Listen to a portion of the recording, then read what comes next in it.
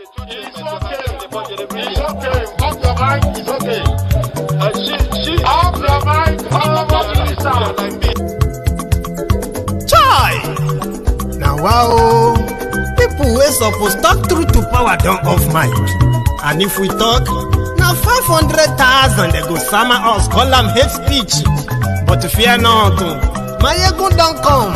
Him go torchlight every corner, nooks and cranny of all these bad people where they spoil our country.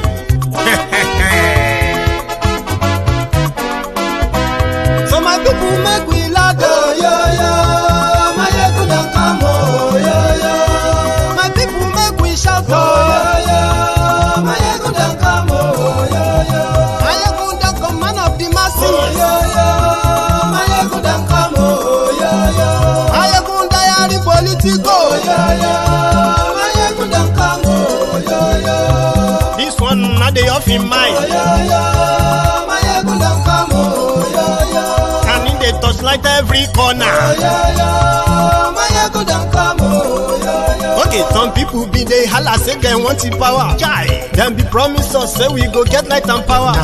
Them hustle sote they can't get the power. But now they know they do anything with the power. Every day, dollar just they get the higher power over Naira. Still them talk say make we off mind. But thank God say Maiyegun don't come. So my people make you laugh, oh, yo. Maiyegun don't come, oh, yo. My people make we shout, oh, yo. Maiyegun don't come, oh, yo. Maiyegun don't come, man of the masses, oh, yo.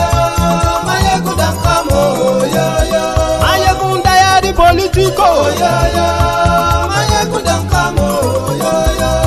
This one not the off in mind, oh, yo. Maiyegun don't come, oh, yo. Person where they do evil, no one make person talk. Them say that Maiyegun, that man too they talk. He too they talk. Say Maiyegun Diary, he they hot like pepper. But every day then they take money in bulk. Woman picking, they the street they hawk. Still them talk say make we no talk. But thank God say Maiyegun don't come. So my people make you laugh, oh, yo. Maiyegun don't come, oh, yo. My people make you shout, oh, yo.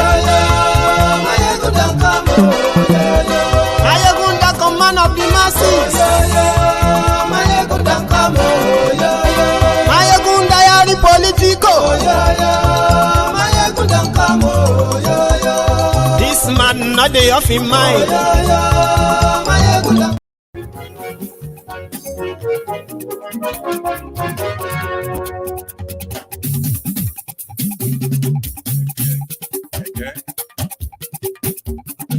Maiyegun làwa mọ̀ làmọ̀ tó dòdòdò. Maiyegun Diary, Maiyegun number one. Hello there. Maiyegun làwa mọ̀ làmọ̀ tó dòdòdò. Maiyegun Diary, Maiyegun number one. Maiyegun ti dé. Good morning to you, good afternoon to you, and good evening to you from wherever you are watching from. This is Maiyegun Live. Gbogbo bó ṣe ń lọ ni Maiyegun já wa sí. Maiyegun Diary, Àṣírí ọ̀jẹ̀lú kì í bò níbẹ̀ o. Maiyegun Diary, Bó bá ṣe àní Maiyegun máa wí.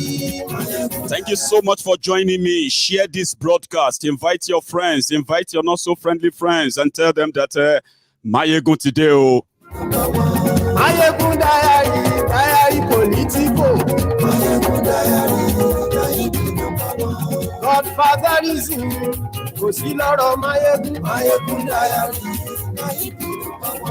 Ẹ farabalẹ̀ sẹ́ o kẹ́gbọ́rọ̀. Share this broadcast. Maiyegun Diary, Àní Maiyegun làwa mọ̀ tó dòdòdò.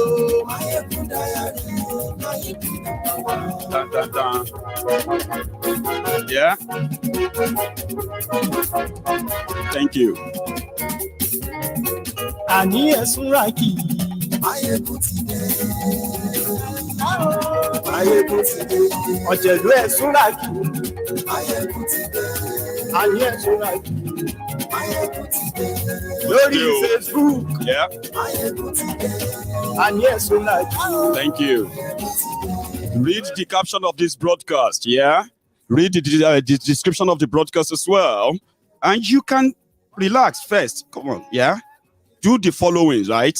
Read the caption, read the description, like the broadcast, share it. If you haven't subscribed onto MaiyegunsDiary Politico YouTube, subscribe, then sit back. Relax, we are going to get into the mood. Warming up.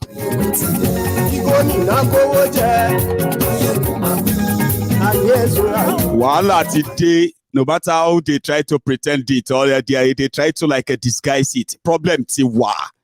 And it is just the starting.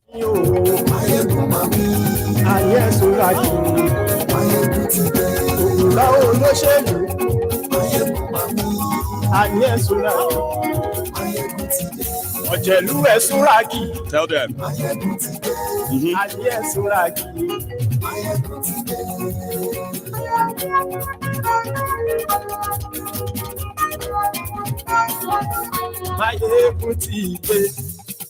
Thank you. Once again, good morning to you. Good afternoon to you. Good evening to you. Depends on the time you are watching this. This is Maiyegun live. You went to bed last night with oh no, I think it wasn't before. Anyway, doesn't matter. You woke up yesterday morning to the recorded broadcast of Buhari, the GCFR, the Grand Commander of the Fulani Republic of Nigeria, where he asserted his authority and said, listen, Supreme Court to call, Supreme Court to knee. You are allowed to spend 200 Naira and then wait till you get your hands on the new notes of 500 and 1,000. Sefini, Shikena, anybody we know they okay with time, you can go and deal with that. Immediately he dropped that. He flew out of Nigeria. He said they are going for AU summit in Ethiopia.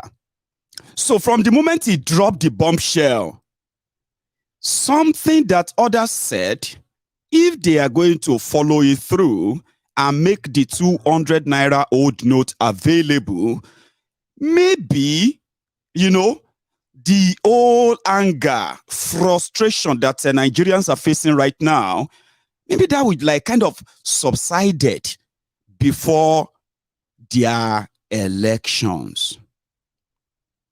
But it didn't subside though, ladies and gentlemen. What happened after Buhari gave his Grand Commander of the Fulani Republic of Nigeria? The first person to respond was the Kaduna Little Finger, El-Rufai, who is now declaring republic inside republic. Do you know one of the problems of Nigeria? That a lot of the people pretend to ignore. I'll tell you. It is the foundation where this current Nigeria is built upon, where people are still forced with the use of arms or guns to accept that they consented to the every word inside that 1999 constitution. The genesis. You see, that 1999 constitution is a constitution made by the military and with absolute power for whoever is in charge of Nigeria. When I say absolute, I mean absolute. But let me explain what that absoluteness means. You have three arms of government: the executive, the legislature, and the judiciary. The purpose of this was meant to be to put in place what they call the checks and balances. The executive is now invested with 92% of absolute power in that 1999 constitution. So what happened is this: every president in Nigeria by 1999 constitution is a dictator, a tyrant that can get away with a lot of things that gets you angry. So what happened? The executive executes, the judiciary interprets, the legislature makes the law. Now, these are meant to be institutions that were supposed to be filled with honorable men and women, because any single lapse is going to create anarchy, chaos.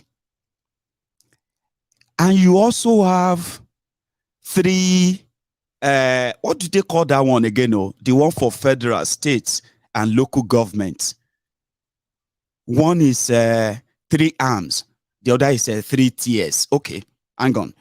The three arms of government in Nigeria are executive, legislature, and judiciary. The 3 tiers of government in the pseudo-federal system of government they pretend to be practicing in Nigeria, then you have the federal, you have the states, you have the local government. Again, the constitution that created all of them now invested 92% of that power in the executive on the one arm. On the one arm of government. The same executive, hang on, I think this is, I want to fix this, flickering image, okay? I'll be back. Don't go anywhere. We will work with you to build a Nigeria that is not corrupt. I bring you a message of hope.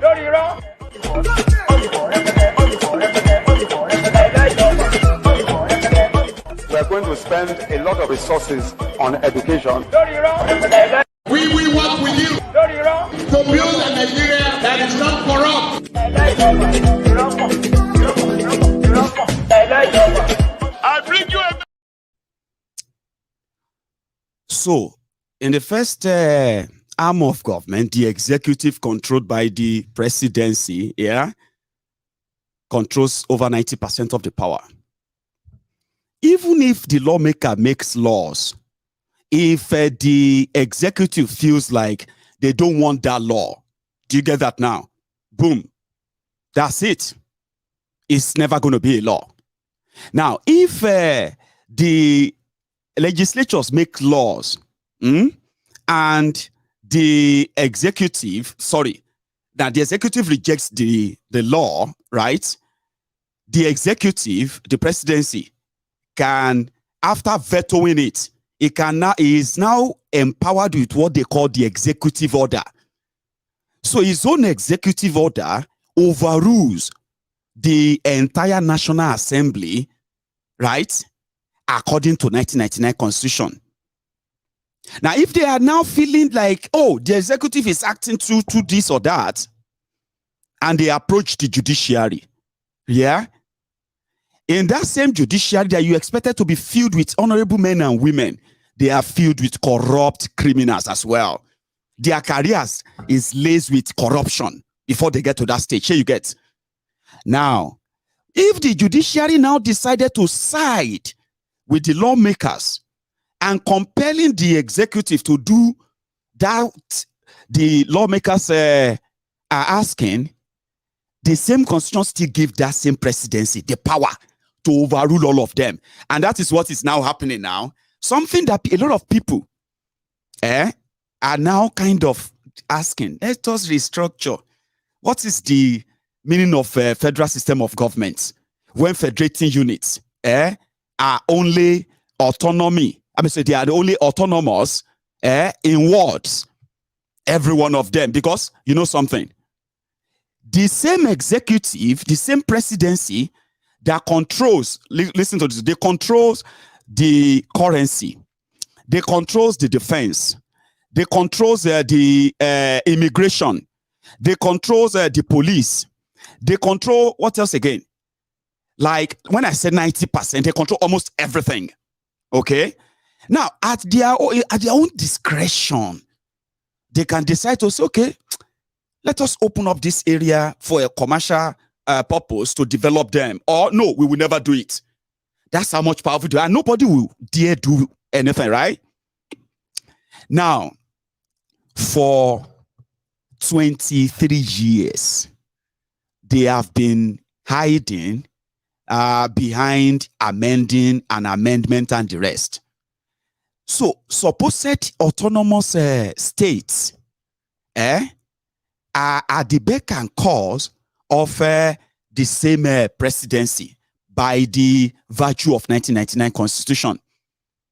The money you have in Nigeria, the federal government of Nigeria can say they are all illegal now, no value. That's exactly what will happen. They will become no value. No branch of any part of Nigeria can try anything outside that without feeling the pang. If the person at the center choose to bite, you know what will happen? Ordinary proclamation, state of emergency. Will put all of the gra-gra, all of the loud mouth, and everything that you're probably going to witness in the coming days can put them to rest. But what they can no longer prevent, some said they are doing this because they want to make you poorer, and at the end of the day, you end up voting for APC, blah, blah, blah, blah. Maybe they are planning that, maybe they are not, but you know something? The entire arrangement, the Buhari that wanted to deal with his own party members, right, by then unleashing hardship on the rest of you, as well as they who are also fighting back, knowing that the whole thing was plotted against them. Therefore, they are going to what? They are going to also fight back. Now, at the end of the day, Baba, the only thing they can control is the anarchy, the lawlessness that is looming. They won't be able to control that. You know, when you have a keg of gunpowder, frustrated, impoverished Nigerians, terrorized and, you know, brutalized Nigerians who have been so traumatized that they can't even express themselves the way they feel about their country and their government without going missing. Now, this is the keg of the gunpowder. These criminals, they have just ignited it. By the time, if they are playing games or playing drama, by the time they recover from that, they will have nothing left called control. Ladies and gentlemen, immediately Buhari made that order yesterday. You know what happened? El-Rufai called the cameraman. And right before our very eyes, APC governors and their states, they are declaring republic inside republic. And pay attention very well. The crisis and all of the protests that you are witnessing now, and the ones you are still going to witness, right? You will realize that they are going to be happening in APC control states. Pay attention to them, because that's the next phase. Today, Buhari has ordered the military into Lagos. People have already started seeing their trucks in Lagos. He has already ordered the same military to start going to places like Kaduna, Kogi, they are already on red alert. Because you know what happened? El-Rufai, declaring republic inside republic, said the Nigeria old notes, they will remain legal tender. in Kaduna and all APC-controlled states. He mentioned them. And he said they will remain legal tender for as long as they want. 100 years or more. Keep your money. Don't go and give your money to central bank. Don't rush and panic or anything. Are you with me? He made a declaration like a president of republic. That should be a treason, right? That is now putting the test to the trailer or the train that just passed their midst. Whether then they play, whether they're serious, it is about to get down. When you say gang, that is El-Rufai. El-Rufai accused Buhari of sabotaging Nigeria economy with that monetization. This change of money policy. He accused Buhari of treason, of committing treason against Nigeria because of his personal vendetta, political interference. He accused Buhari. Listen to this, you listen to it and laugh. These are serious stuff, and the shit is about to go down. Trust me. He accused Buhari. Why am I using Buhari here? Is that he is saying, they are still pretending, they are saying people around Buhari is dumb, Buhari is stupid, because people around him convinced him. In fact, they deceived him to do what he is doing.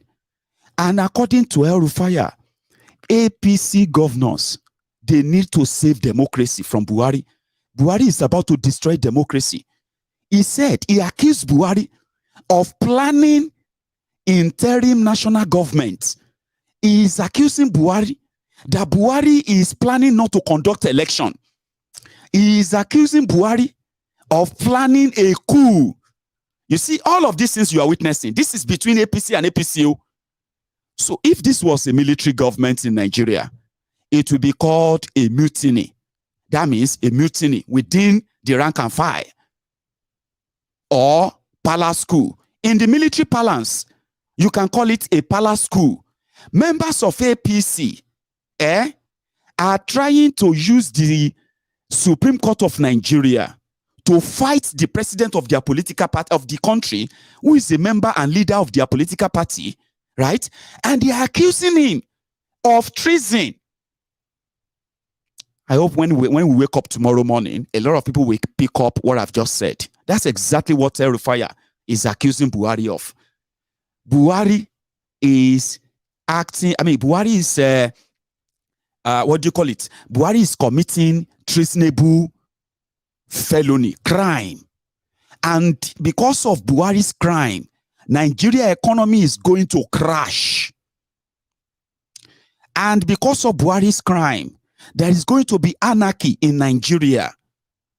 Because of Buhari's crime, democracy is now in danger in Nigeria. Because of Buhari's crime, there may be no election in Nigeria. Because of Buhari's crime, there may be a coup d'etat in Nigeria.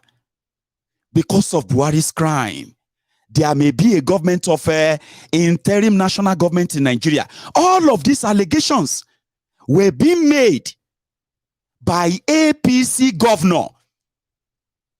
And he said they are doing all of this to stop Tinubu from becoming president. It is two-way propaganda, ladies and gentlemen, before you listen to the broadcast, okay? The entire thing don't collapse. The center can no longer hold, okay? Northern Nigeria have been told to go and align behind Atiku. This message is something that people were banking on Buhari's 12 million votes in Northern Nigeria.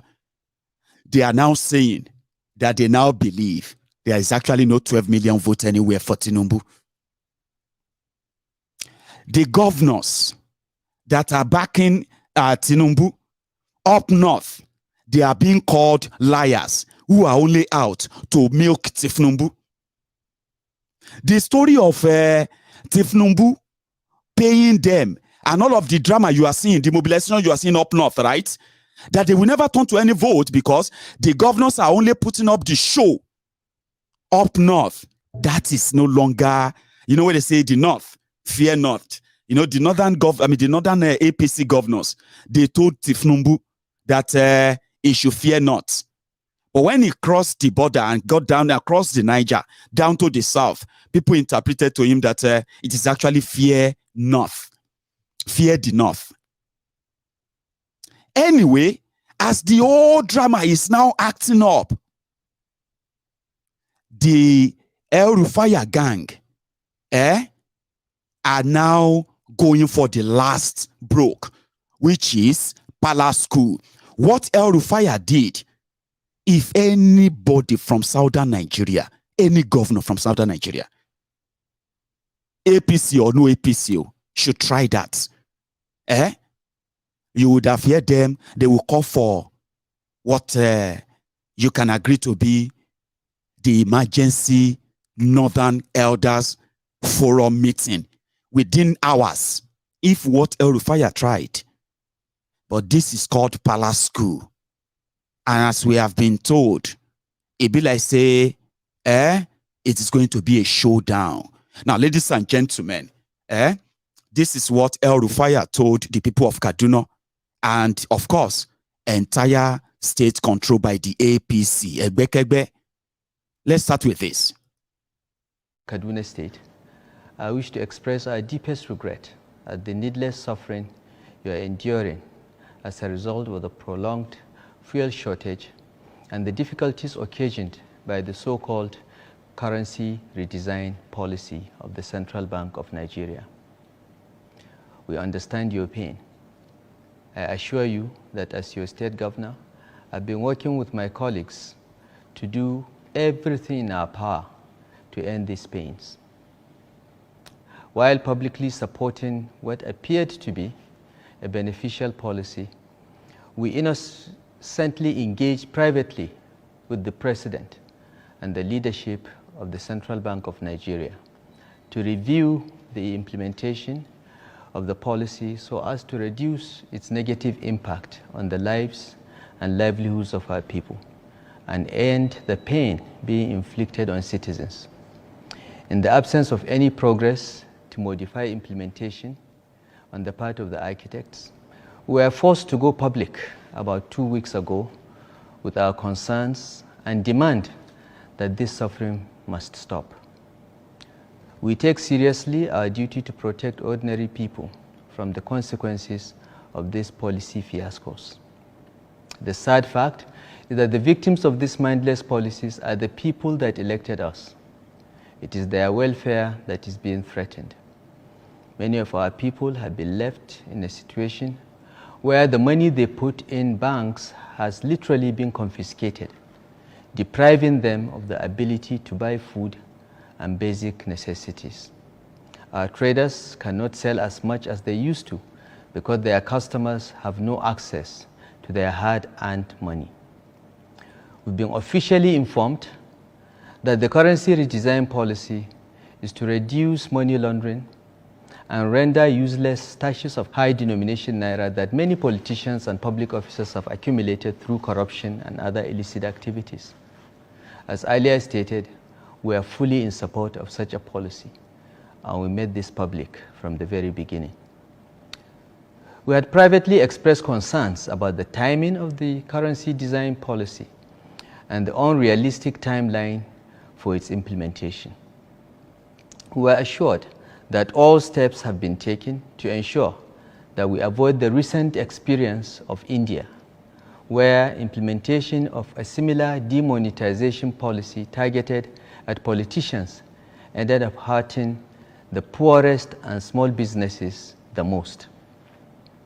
In official briefings to the President, the Central Bank of Nigeria constantly alluded to the fact that the policy also targets politicians who have accumulated a huge war chest for vote buying during the forthcoming elections. It is now clear that the President has been deceived by the Central Bank of Nigeria and some elements in his government into buying into this overarching narrative. in the name of ensuring free and fair elections in 2023. It is important for the people of Kaduna State, and indeed Nigeria, to know that contrary to the public announcements and apparent good intentions, this policy was conceived and sold to the president by officials who completely lost out in the gubernatorial and presidential primaries of the APC in June 2022.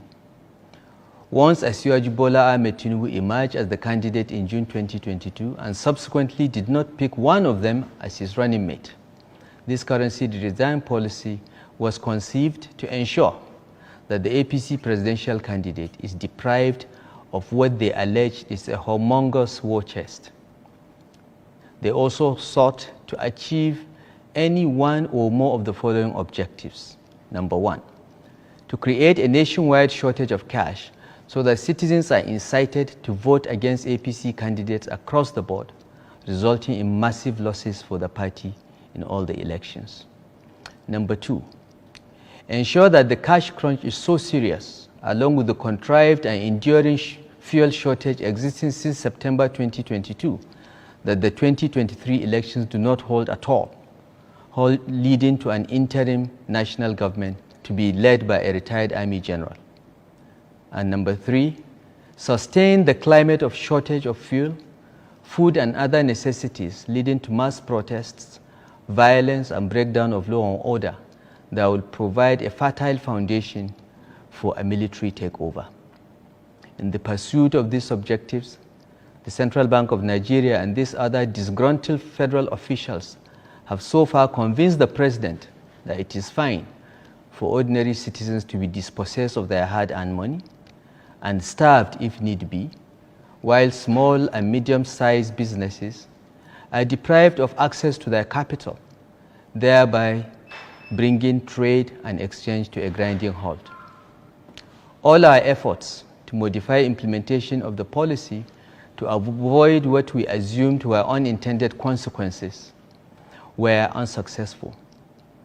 I chose to speak out first as one person that has been particularly close to the president, believing that his actions were motivated by innocence and mindful of his legacy. I have no regrets for doing my duty in this regard. One day, the president will appreciate what some of us are being insulted for today.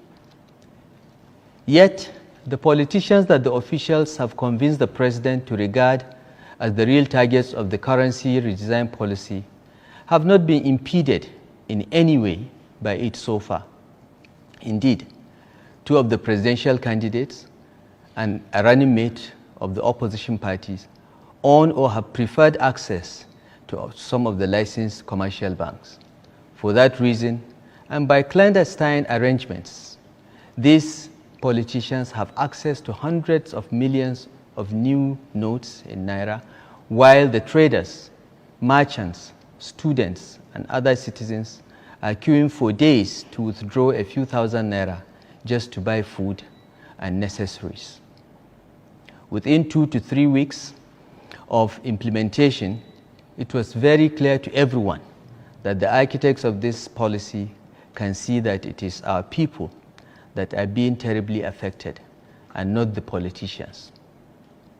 It is quite unfortunate that many politicians who either own banks or have privileged access to money in cash are so insulated from the pains of Talakawa that they are recklessly endorsing a policy that is being badly implemented. I'm referring here to the comments by the candidate of one of the opposition parties who expressed opposition to the recommendation first of the APC state governors and subsequently of all the governors under the auspices of the Nigerian Governors Forum that the implementation timeline be extended to enable old and new notes to be legal tender side by side until the cash shortage ends. My dear people of Kaduna State, let me explain how the architects of this policy intentionally designed it to fail. The total currency in circulation in Nigeria was estimated at 3.2 trillion naira at the end of 2022. According to the Central Bank of Nigeria, 2.1 trillion has so far been withdrawn as at early February. The CBN also claimed that 700 billion is the amount of cash needed for their functioning vision of a cashless Nigerian economy. The chief economic advisor to the president, Dr. Doyin Salami, disagrees with this estimate and believes that at least 2 trillion naira of currency needs to be in circulation for our economic sustainability. Other experts variously estimate this to be between 1.2 trillion and above. So the Central Bank of Nigeria number of 700 billion is not realistic. The CBN informed the president at the very beginning. Kaduna State. Because Buhari no get sense. But let me digress a little bit so that all of you can be in tune with what is really going on. You know, politicians, when you start hearing things, they will say it's rumor, just rumor. Then you will start seeing the politicians coming out to debunk the rumor. They won't call it rumor anymore. They will be debunking the allegation. Then at some point, then you start seeing them defending it. And in that same manner, you still see them denying it. Is who they are. But let me digress a bit. They said from when they did their legacy parties or in APC, that they formed APC in 2014.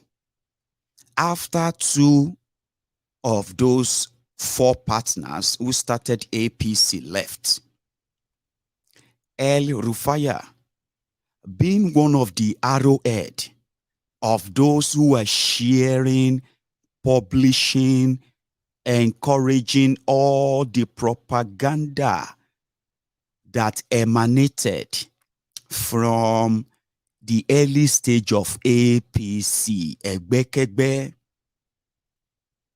You know, propaganda is like, you know, that something happened. But in order to alarm the people, you exaggerate it beyond measure. The medias, they were controlling the medias at the time. So it didn't take long, right, before they themselves started believing their lies. They now said, unfortunately, immediately that Buhari came to power, surprisingly, he just moved closer to Goodluck Egbere Jolantan and now realized that those who used all their dagger, bullet, punchy, everything, the propaganda of 2014, 2015, never seen before, that they were actually all of them with bags and baggages of crimes, corruption. You know what I mean? So at the end of the day, surprisingly, Buhari now told the Daura Secret Service, EFCC, NIA, and everyone that is that he ordered to go and investigate Goodluck Egbere Jolantan. He just told them to hand off. Okay. That is when you started seeing Jonathan visiting, every smart visiting. Okay. They returned everything back that they initially like. So Jonathan won't go to prison for the corruption that the likes of Tifnumbus and their media told all of you. So he's not going to go to prison after all. Rather than go to prison, Buhari nominated him to be the Nigerian envoy, peace envoy, here and there, Africa, everywhere. That threw them off the balance. Okay? What is he actually up to? Anyway, like I said, it's a little bit of a digression. Because internally, they have lost Buhari a while back. That is why the only thing Buhari is interested in is Buhari. Do you understand what I'm saying? Buhari is no longer interested in anything except it is Buhari's stuff. So that gave the people that El-Rufai is accusing of being defeated. They defeated them in their primaries. And they are now trying to use Buhari. Even after Buhari came out to say, Nami duam, I did it. Yes, Nami talks me fully. They legitimize all your money. Are you with me?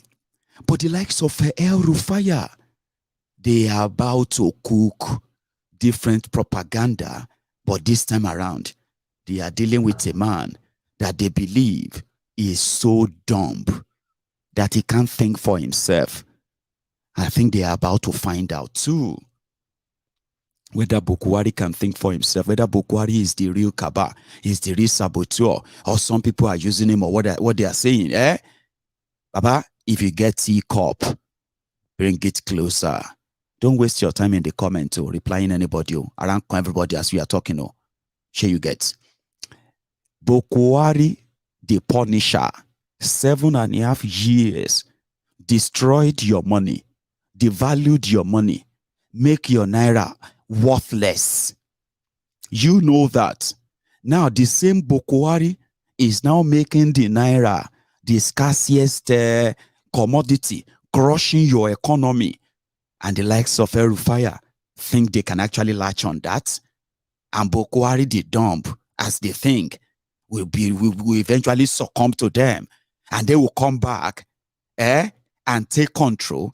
You know what they are doing? These criminals are distancing themselves from Buhari, but they are not bold enough to say that. So El-Rufai declared a republic inside republic. That's the first time. You get that? Listen to this other part, because it didn't end there. Let's continue. Not realistic. The CBN informed the president at the very beginning that the Mint, that is the Nigerian Security Printing and Minting Company, has enough capacity to print the needed currency in circulation within the 6. There's something I needed to add there before you continue that broadcast, okay? And it's very important before I pick on something else. Buhari's federal government by law controls the Central Bank of Nigeria. By law, the president of Nigeria can order the change of currency of Nigeria without anybody's approval or consultation. By law, the president of Nigeria can do that within 24 hours, anytime he wishes. You can wake up this morning and tomorrow morning, there's another currency in circulation. It is their law, the fake 1999 constitution, the real source of these whole problems. When Yorubas were asking for restructuring, Tifnumbu and gang, they sowed the lies that APC, Egbekegbe, will restructure Nigeria. Remember that. And in 4 years, they denied. Tifnumbu and gang still came back to Yoruba land to say they have set up a new committee, APC committee, led by this same criminal, El-Rufai. And the committee is going to go around Nigeria and put together the restructuring plan of APC. So when Buhari wins second term, they will restructure Nigeria. Now they have just about 3 months left to go. Nigeria is still not restructured until Buhari changed money. Now look at this. There's something I want to show you. This is part of their, what do you call it? This is part of their law or Electoral Act, okay? Says that the president have power, the Central Bank of Nigeria have power, if directed to do so by the president, and after giving reasonable notice in that behalf, to call in any of his notes or coins on payment of the face value thereof, and any note or coin with respect to which a notice has been given under this subsection shall, on the expiration of the notice, cease to be legal tender, but subject to section 22 of this act, shall be redeemed by the bank upon demand. That is what their law says. Maybe a lot of you don't even know that. You don't. Because you never actually knows anything that is going on. They do them for you only for them to turn around and when it's about to bite them, they can bring the whole house down for it. You get that? So what El-Rufai is doing there is called the Palace Coup, restructuring of Nigeria. Meanwhile, Kaduna State doesn't print money. Kaduna State doesn't have any bank. And if he has any bank, he can't print any legal tender. But after the order of Buhari, that was when El-Rufai gave this broadcast. Let's continue, guys. Not realistic. The CBN informed the president at the very beginning that the Mint, that is the Nigerian Security Printing and Minting Company, has enough capacity to print the needed currency in circulation within the 6-week time frame for the so-called cash swap. By its own admission, only 400 billion naira worth of new notes had been printed for the Central Bank of Nigeria as at early February. The current cash shortage was therefore designed from the beginning. The president was lied to about the domestic capacity of the Mint to print. And even if the announced 700 billion naira was printed, it would have been grossly inadequate anyway.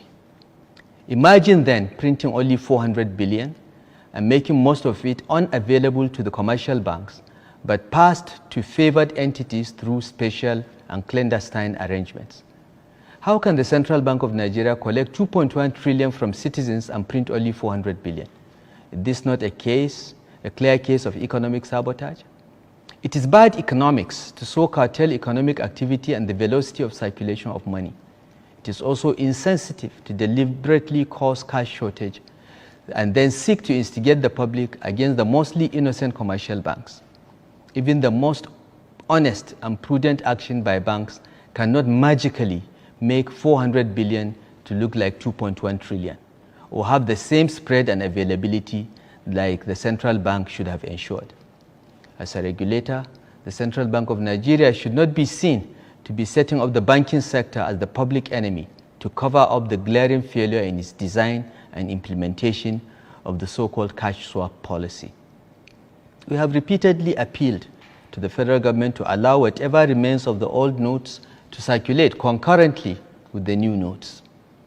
We recommended that the federal government should also hasten to ensure that more of the new notes are printed and brought into circulation. We thought that if the Nigerian Mint is incapable of printing the volume of cash needed as it appears, then necessary steps must urgently be taken to get a reliable supply source. There is no reason why the old notes and the new notes should not coexist until the old notes are gradually withdrawn over the years, as is done in the United Kingdom, Saudi Arabia, and many other countries. It is unfortunate that in implementing this policy, Nigeria is departing from global best practice without any compelling justification. The Kaduna State government did all this not in opposition to any person or authority, but because we stand with our people and their interests. When it was clear that our recommendations will not be seriously considered, the Kaduna State government decided, along with the governments of Kogi and Zamfara states, to declare a dispute with the federal government of Nigeria. In line with the provisions of the 1999 Constitution as amended, we approached the Supreme Court of Nigeria to invoke its original jurisdiction to hear us and the cries of our people. The court did on February 8th and ordered that the deadline of February 10th for all the old notes ceasing to be legal tender to be rescinded until the determination of the suit. This ruling applies to the federal government and its agencies like the Central Bank of Nigeria and indeed all commercial banks. We are grateful to the Supreme Court for this ruling, and we had hoped that compliance by the CBN and the banks would bring relief to our people. It is now clear that the architects of this policy are determined to continue to inflict maximum pain on the citizens to achieve their objectives outlined earlier. It was our hope that the federal government of Nigeria would welcome the injunction issued by the Supreme Court as an opportunity to mitigate the needless human suffering being experienced and correct its course on this matter. There is no emergency situation that justifies the rushed and seemingly deliberate incompetent execution of this policy. We suggested that compliance with the ruling would include adopting a whole-of-government approach that involves the agencies of the federal government and state governments in modifying the design, execution, and implementation of the policy. Even when confronted with the facts above, the CBN and its masters remain determined to implement their agenda no matter how much human suffering, death, and destruction results. It is clear that the architects of this policy always had objectives that are totally in conflict with public interest, peace, and the unity of Nigeria. They neither considered our suggestions in line with the court order, nor respected the unanimous resolution of the Council of State. It is also quite revealing that the federal government and its agencies not only disobeyed the February 8th ruling by continuing to say the February 10th deadline stands, it is also shocking to see the blatant violation of the subsisting and continuing order of the Supreme Court that all the old and new notes should continue to be legal tender until it gives judgment in the case filed by the Kaduna State government along with several others. The address by the President earlier this morning, limiting the legal standard status of old notes to only 200 Naira, amounts to total disregard and disobedience of the ruling of February 8th, which was extended further yesterday by the Supreme Court of Nigeria. The misguided action of the Attorney General to mislead the President into engaging in this public violation of the order of the highest court of the land shows how desperate the policy architects are to cause national chaos by showing open contempt for the judiciary. The decision to recognize only 200 Naira as legal tender till April that the President announced this morning was offered to the state governments as part of proposals for an out-of-court settlement 3 days ago. The federal government asserted that this was offered because all the old 1,000 Naira and 500 Naira notes had been destroyed. We rejected the offer and proved to the officials that not a single high denomination note had been destroyed. We also believe that circulating 200 Naira only to be inadequate in alleviating the suffering that we see every day in our states. We insisted that all the components of the Supreme Court order should be complied with fully. But back home, what do we do here in Kaduna State? My dear people of Kaduna State, with the foregoing revelations, it is clear that our peaceful coexistence as a state and a nation is being placed under deliberate danger using the intentional combination of fuel and cash supply disruptions. These evil people, using the instrumentality of the federal government and the President as convenient covers, are willing to truncate our democracy because they have personally lost out. They are massively deploying resources and tools to defeat the political party that gave us all the platform to serve the country, just because they could not impose the candidates of their choice on us. Let us not help them achieve their objectives. Let us stay calm and peaceful and support the lawful means being utilized to solve our problems. On behalf of the Kaduna State government, I wish to assure you that A lot of you are currently debating among yourselves, okay, that if he has done something right or wrong, if his action constitutes a crime in the face of Nigerian law, or if he is doing the right thing, let me save you that stress. You know what he just did, right? It's called felony, to incite the country against the order of a constituted authority. The constituted authority is the president of Nigeria, the grand commander of the Fulani Republic, right? According to your constitution. Now, if he wasn't a governor, they would have picked him up by now. You know what he said? He said, we rejected what Buhari said. And therefore, we are not going to follow that order. Because it's so obvious. There are people within Buhari's side. They are fighting back because they lost primary elections. Do you understand this now? Now, you see what you are going through? They are about to leverage on that. Okay? That's exactly what they're about to do. They will leverage on your frustration. Create more anarchy. But do you know the news I have for you? It's a good news and bad news. Whatever they do, everything works in the favor of Buhari according to your 1999 constitution. It works in his favor. Anarchy, chaos, you bring it on. And if you now think it is ideal for a governor in Nigeria who should know their own law to come out publicly and make a broadcast that everything that Buhari said, the president of the country, because Supreme Court has given a subsisting order and all of that stuff, when the chips are down, now the same Supreme Court will approve the state of emergency that will pick all of them up. Okay? He repeatedly said, Buhari is disobeying court order. The same one that Buhari and gang knows how you procure them.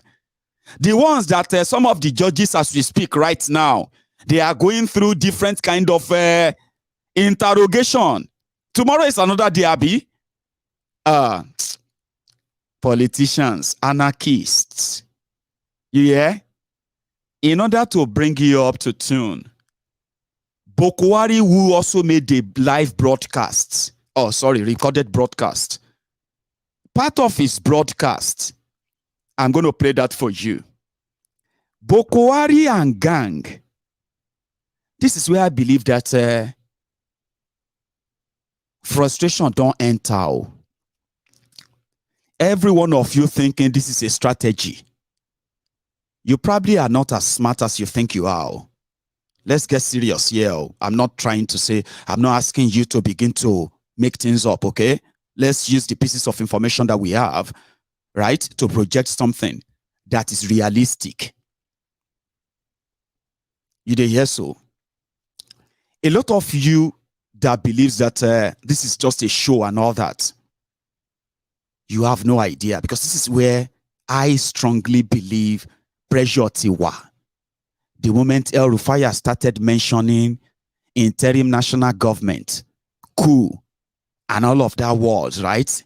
In the same broadcast, it simply means there is already ongoing palace coup, and some of you are not prepared for what is coming. But you know why I said that it's going to be in favor of Buhari?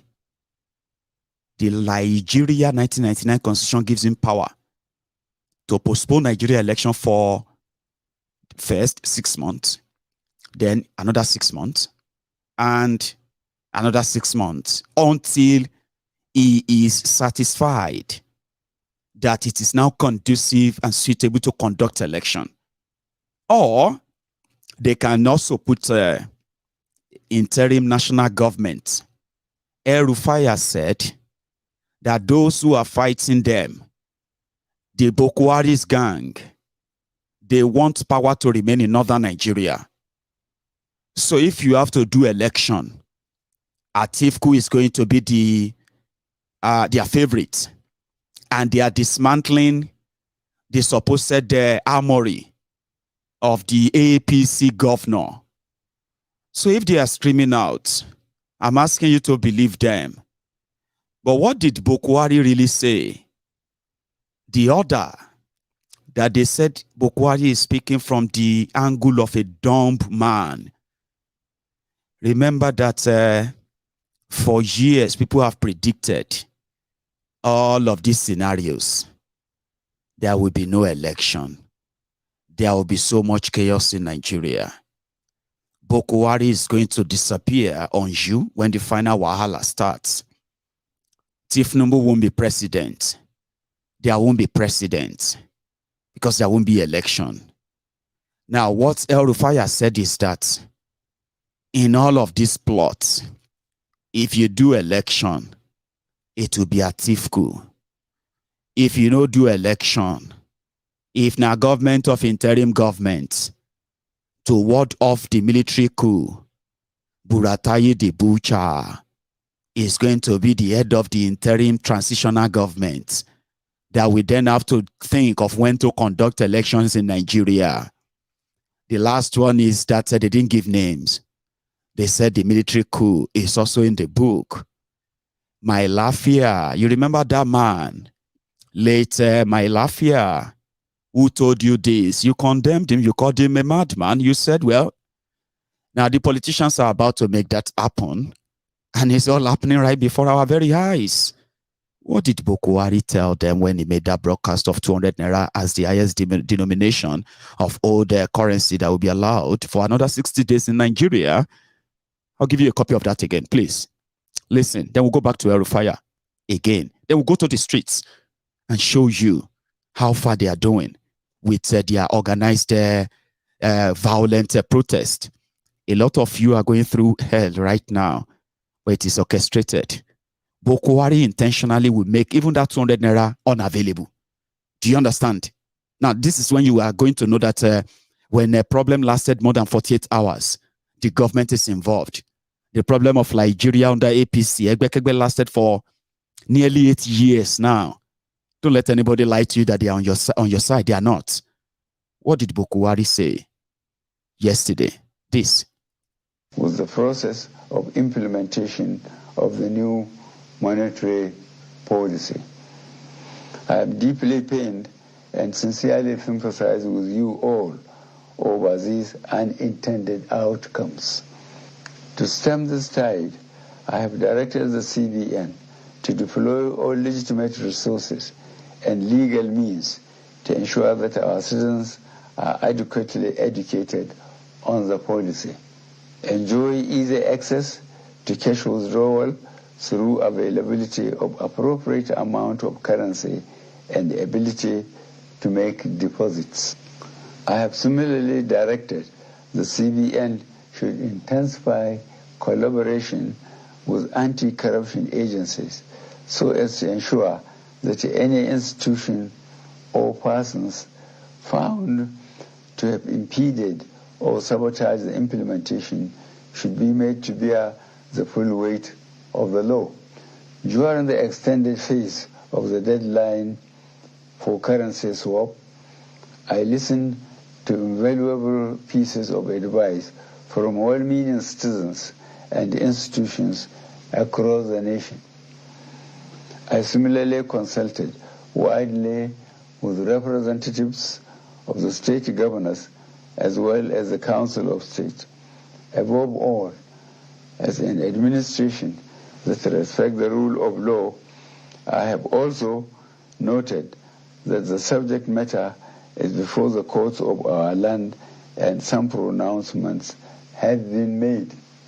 To further ease the supply pressures, particularly to our citizens, I have given approval to the CBN that the old 200 Naira banknote be released back into circulation and that it should also be allowed to circulate as legal tender with the new 200 Naira, 500 Naira, and 1,000 Naira banknotes for 60 days from February 10th, 2023 to April 10th, 2023, when the old 200 Naira note ceases to be legal tender. In line with Section 20, subsection 3 of the CBN Act 2007, all existing old 1,000 Naira and 500 Naira notes remain redeemable at CBN and designated points. Considering the health of our economy and the legacy we must bequeath to the next administration and future generations of Nigerians, I admonish every citizen to strive harder to make their deposits by taking advantage of the platforms and windows being provided by the CBN. Let me assure Nigerians that our administration will continue to assess the implementation with a view to ensuring that Nigerians are not unnecessarily burdened. In this regard, the CBN shall ensure that new notes become more available and accessible to our citizens through the banks. I wish to once more appeal for your understanding till we overcome this difficult transient phase within the shortest possible time. Fellow citizens, on the 25th of February 2023, the nation will be electing a new president and National Assembly members. I am aware that this new monetary policy has also contributed immensely to the minimization of the influence of money in politics. This is a positive departure from the past and represents a bold legacy step by this administration towards laying a strong foundation for free and fair elections.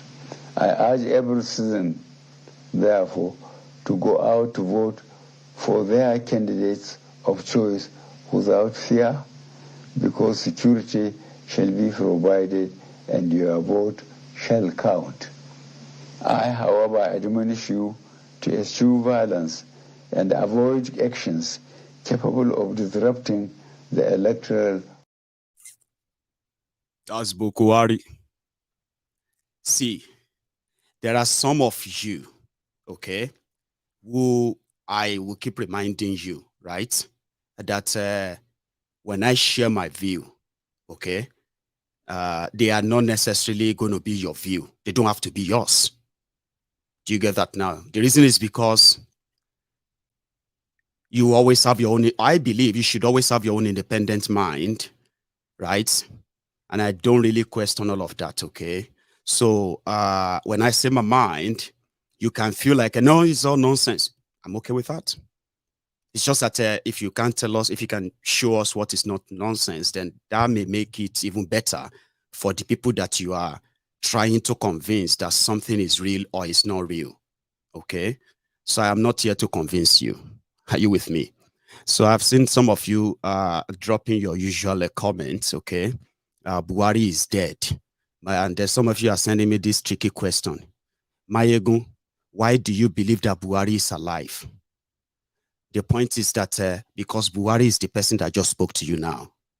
But listen, okay? If believing that Buhari is dead makes you sleep well at night, please, I'm not questioning that your belief. But don't try, okay? Don't try to want me to believe what you think is true, which is not. But again, to me, so if it makes you sleep well at night, all right? If you feel like you sleep well, I mean, Buhari is dead and all of that. See, Baba, see, keep it. You don't have to fight anybody over that. You are calling people out there, Mumu and the rest of them, Abi, because they believe that's Buhari. You don't. Fine. He is dead in 2017, buried in Saudi Arabia, somewhere in Saudi Arabia. Okay, fine. I mean, if it makes you feel better, don't work yourself up too much, okay? Do you understand? Don't. I mean, well, if you think that somehow that doesn't make you feel better because Maiyegun is not saying it, that means you are now trying to, like, you know what I mean, force it on me in a way that you can then possibly like start abusing Maiyegun and other. But again, if that also makes you feel better, Baba, say go be very fine. Does that solve it? You don't have to fight or kill yourself on social media because we want somebody to believe that Buhari is buried. Because Mazi Nnamdi Kanu said Buhari was buried in Saudi Arabia, then it must be true. Don't take it personal, okay? Because some of us never believed it, and we never believe it. But if you can actually, like, you know what I mean, send your drone, even if they have security around where they buried him in Saudi Arabia, and they wouldn't allow anybody to get there. Trust me, all these years, you can send drone, you can do anything. You could have, you know, but again, seeing is believing. In my own world, I don't live on make-believe, okay? I don't live on make-ups. And I'm sorry if that kind of bruises your belief, okay? I don't mean to. Let's go back to the El-Rufai of Kaduna. The one that is now the de facto president of the Kaduna Republic, or the Republic of Kaduna. That's Buhari's message there, yeah? Go further. Let us stay calm and peaceful and support the lawful means being utilized to solve our problems. On behalf of the Kaduna State Government, I wish to assure you that none of you would lose the money you have in old notes. Let no artificial or illegal deadline frighten you. Whether you live in towns, villages, or in our isolated rural communities, do not feel stampeded to deposit your old notes into the banks. Hold on to them. Continue to use them as legal tender as ordered by the Supreme Court of Nigeria. No deadline can render them worthless, ever. The law is on your side. The Central Bank of Nigeria Act 2007 in Section 20, subsection 3, and the Bills of Exchange Act both oblige the Central Bank of Nigeria to recognize your old notes and give you value in new notes whenever you bring them to the CBN, even in the next 100 years. Therefore, as your governor, I wish to assure you that the Kaduna State Government, in collaboration with elected legislators, our traditional institution, elected local government councils, markets and traders associations, and so on, will help you collect, record, document, collect, and deliver all your old notes to the Kaduna branch of the Central Bank on your behalf into the new ones immediately after the elections. We'll also ensure the delivery of your new notes to your various locations without any hardship or expense on your part. We shall save you any panic and the stress of a long journey from your community to the CBN office in our state capital from March until the end of December 2023, if need be, by the grace of God. For the avoidance of doubt, all the old and new notes shall remain in use as legal tender in Kaduna State until the Supreme Court of Nigeria decides otherwise. I therefore appeal to all the residents of Kaduna State to continue to use the old and new notes side by side without any fear. The Kaduna State Government and its agencies shall seal any facility that refuses to accept the old notes as legal tender and prosecute the owners. If need be, we shall take further consequential actions available to us under the law. While I urge you all not to fall for these antics of the enemies of Nigeria, please be patient and continue to exercise resilience in the face of open provocation and deliberate disinformation. We encourage you to be ready with your permanent voter's card to vote in the February 25th Presidential and National Assembly elections. We are doing all we can to ensure that it is peaceful, orderly, and hitch-free. I appeal to you to understand the shenanigans of these unpatriotic elements in Abuja and ensure you vote massively for the intended victims of these last-minute policies of needless hardship and incitement of the citizens. Our party, the APC, and the candidates in all of the elections. The Kaduna State Government is making this appeal and taking all these measures to shield our people from the terrible consequences of the currency redesign policy. We seek to protect our people's hard-earned money, their ability to engage in trade and exchange, and buy what they need. We also seek to protect their civic rights, liberties, and freedoms under a democratic dispensation. I call on the people of Kaduna State to remain peaceful and vigilant in the face of brazen attempts to engineer crisis in order to get a pretext for unconstitutional or undemocratic actions. In conclusion, our presidential candidate Asiwaju Bola Ahmed Tinubu has asked me to convey his greetings, empathy, and words of encouragement to the good people. Greetings, Oshitano. Anyway, is a perfect actor reading from the teleprompter, a sort of a presidential kind of broadcast. They shouldn't rush until after election. Keep your old money in APC states until after elections, and they will help you change your money, okay, from the central bank. So don't worry. But let me tell you what is going to happen. The confusion is going to get deeper. Currently in Nigeria, people are unable to withdraw real money now. To withdraw 2,000 Naira, you may get paid there in coins. The 200 Naira directive that they gave out is not being carried out as well. It is deliberate. Sure you get. Now, people are queuing everywhere trying to make a withdrawal of 2,000. Others are running straight to the central bank in their state capital to go and deposit their old 500 and 1,000 Naira notes.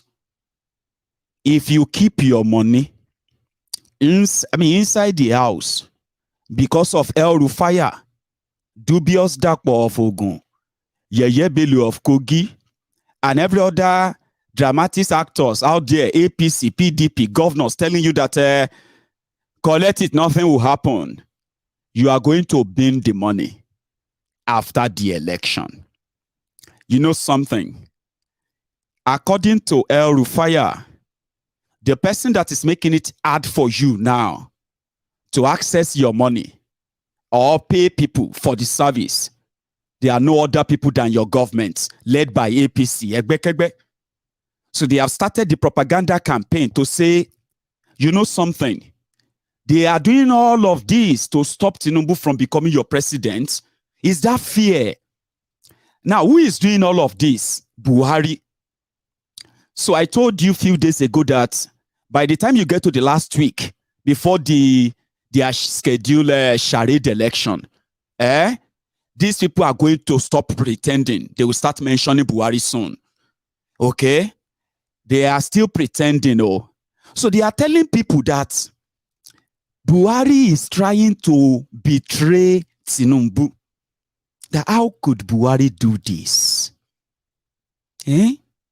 When Buhari was contesting, it was because of Tinubu. That is why Buhari became president. And he promised to pay him back by making him a president of the 200 million Nigerians.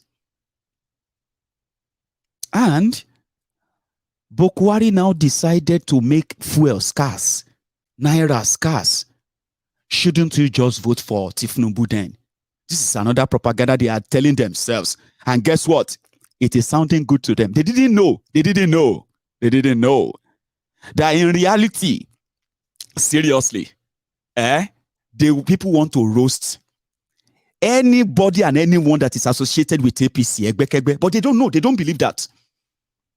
So what they want to do now is this, or in their mind, they are telling all of their Spain stars, the people that will be help them to spin and spin all of this. They have been overworking in the last 48 hours, ladies and gentlemen, to spin it and tell the people that, you see, it's because Tinubu is coming to make Nigeria better. Buhari is now trying to stop him. Shouldn't you just vote for Kalu so that you can help Kalu to shame Buhari. When did that start? When did we start,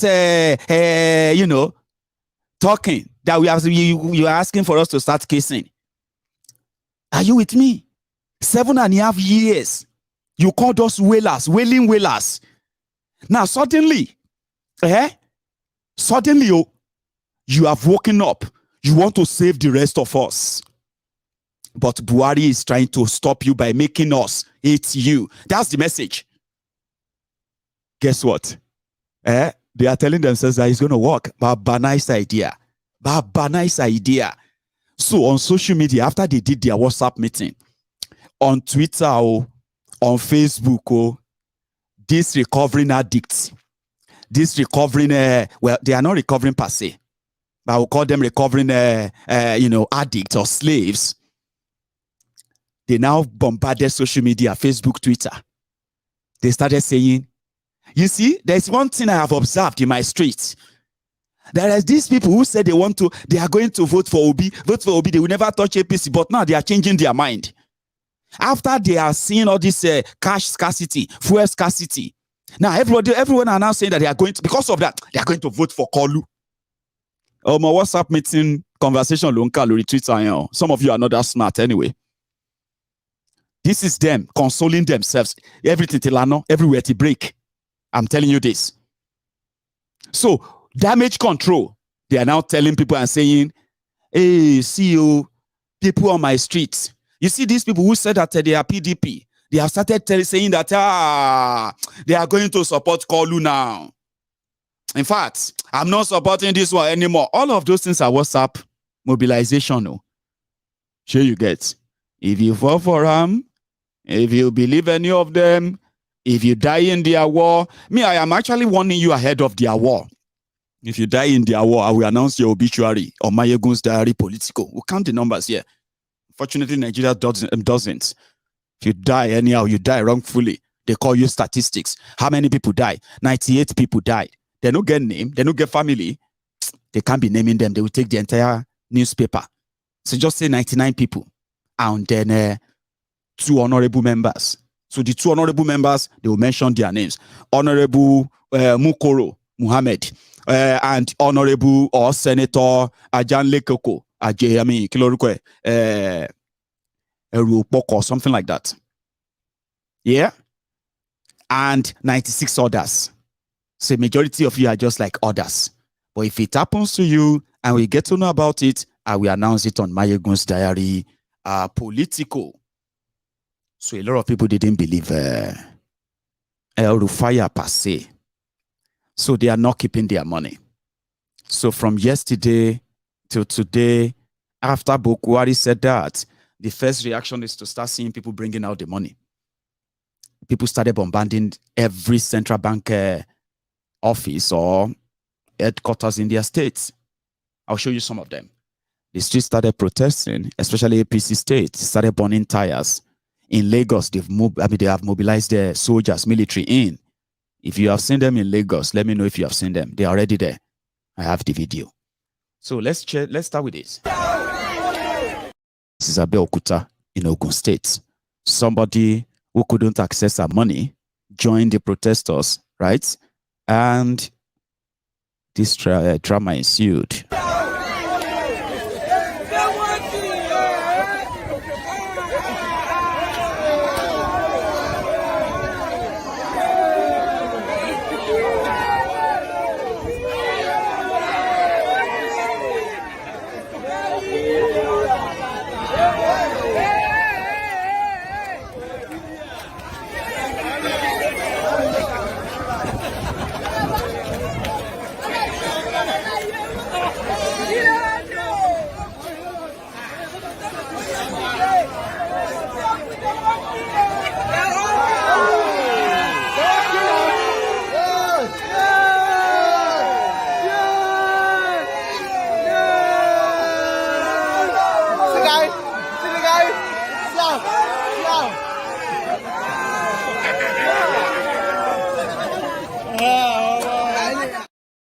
Some of you, your mouth is not good. Which one is anti-Obi Ezekwesili? That's not Obi Ezekwesili.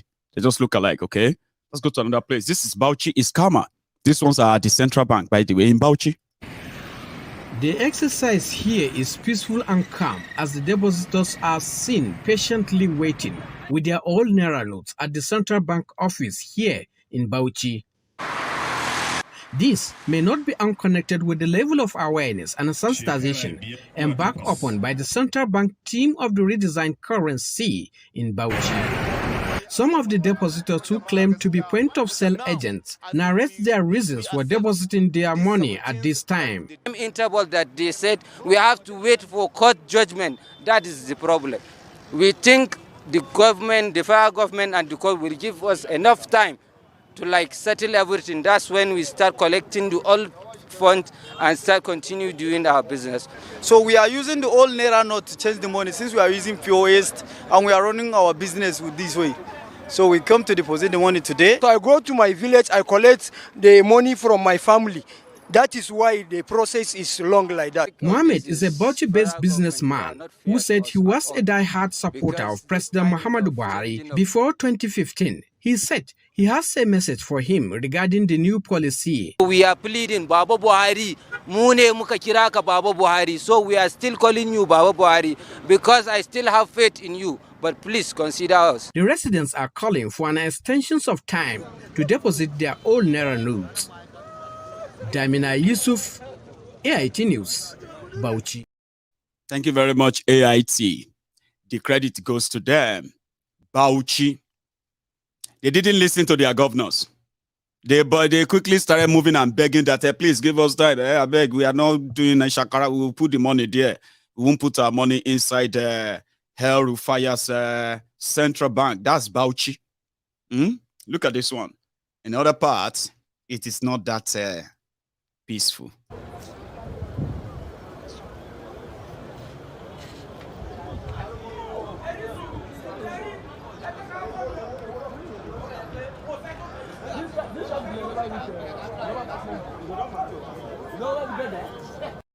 So the shutdown have started. The anarchy, looms, the lawlessness, and the rest that will follow have actually started.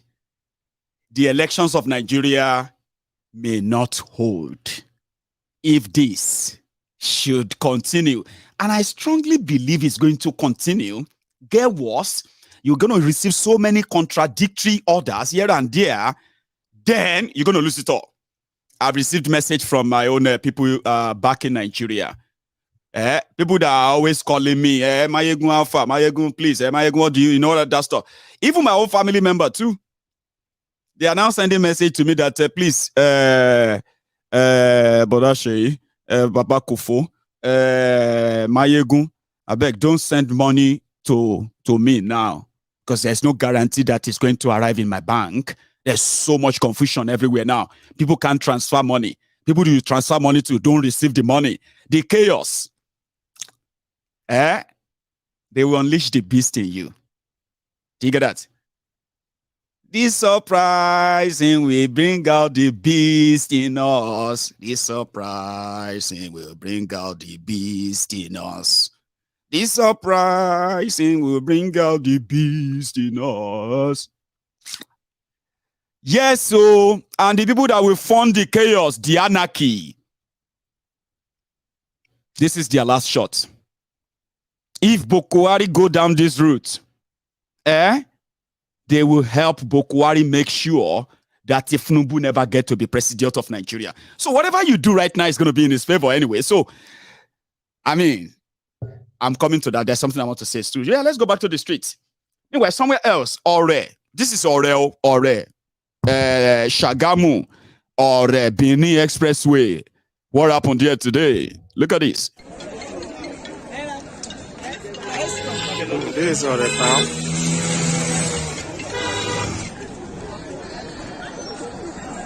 This is main Ore. Ore is highly blocked.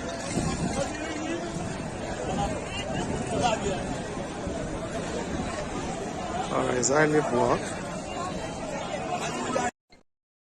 It is cooking, okay? Hey, this Maiyegun, you just want to start war in Nigeria. Now me stop your currency. I mean, now me change your money. Now me be central bank. Now me be Buhari. Hey, but it seems that you are happy. Happy. I'm telling you the source of your problem. You are still trying to create an alternative reality to make you feel better. Living in denial, Abi. You will see that Asiwaju will shame all of you. She ain't go with it. I'm telling you, see, you not go even recognize your polling unit when the whole thing starts now. Along. Guess what, The whole chaos as it be, the people that are going to push you do all of that and make sure it happens, right? They have their private jet already filled up. You will look in war. Maiyegun report. You see, I will report it. I've told my family members. No, but if you go anywhere, say they join them, they do any protest for. But if it's not Gary, you see, better start drinking the Gary. I've told the majority of them. If you see any money now, if your hand touch any money now, even if you have to go and do trade by barter, go and look for somebody that needs petrol that you can exchange for rice, Gary, and anything. Go and look for those who need this trade by barter. You better start stockpiling food in your houses now. You have no idea what is still coming. If this should continue like this, especially with what we know, knowing that all these things you are seeing, number one, a wrongly planned and implemented policy has put the livelihood and the lives of 200 million people at risk. That alone should have started a revolution right now in Nigeria.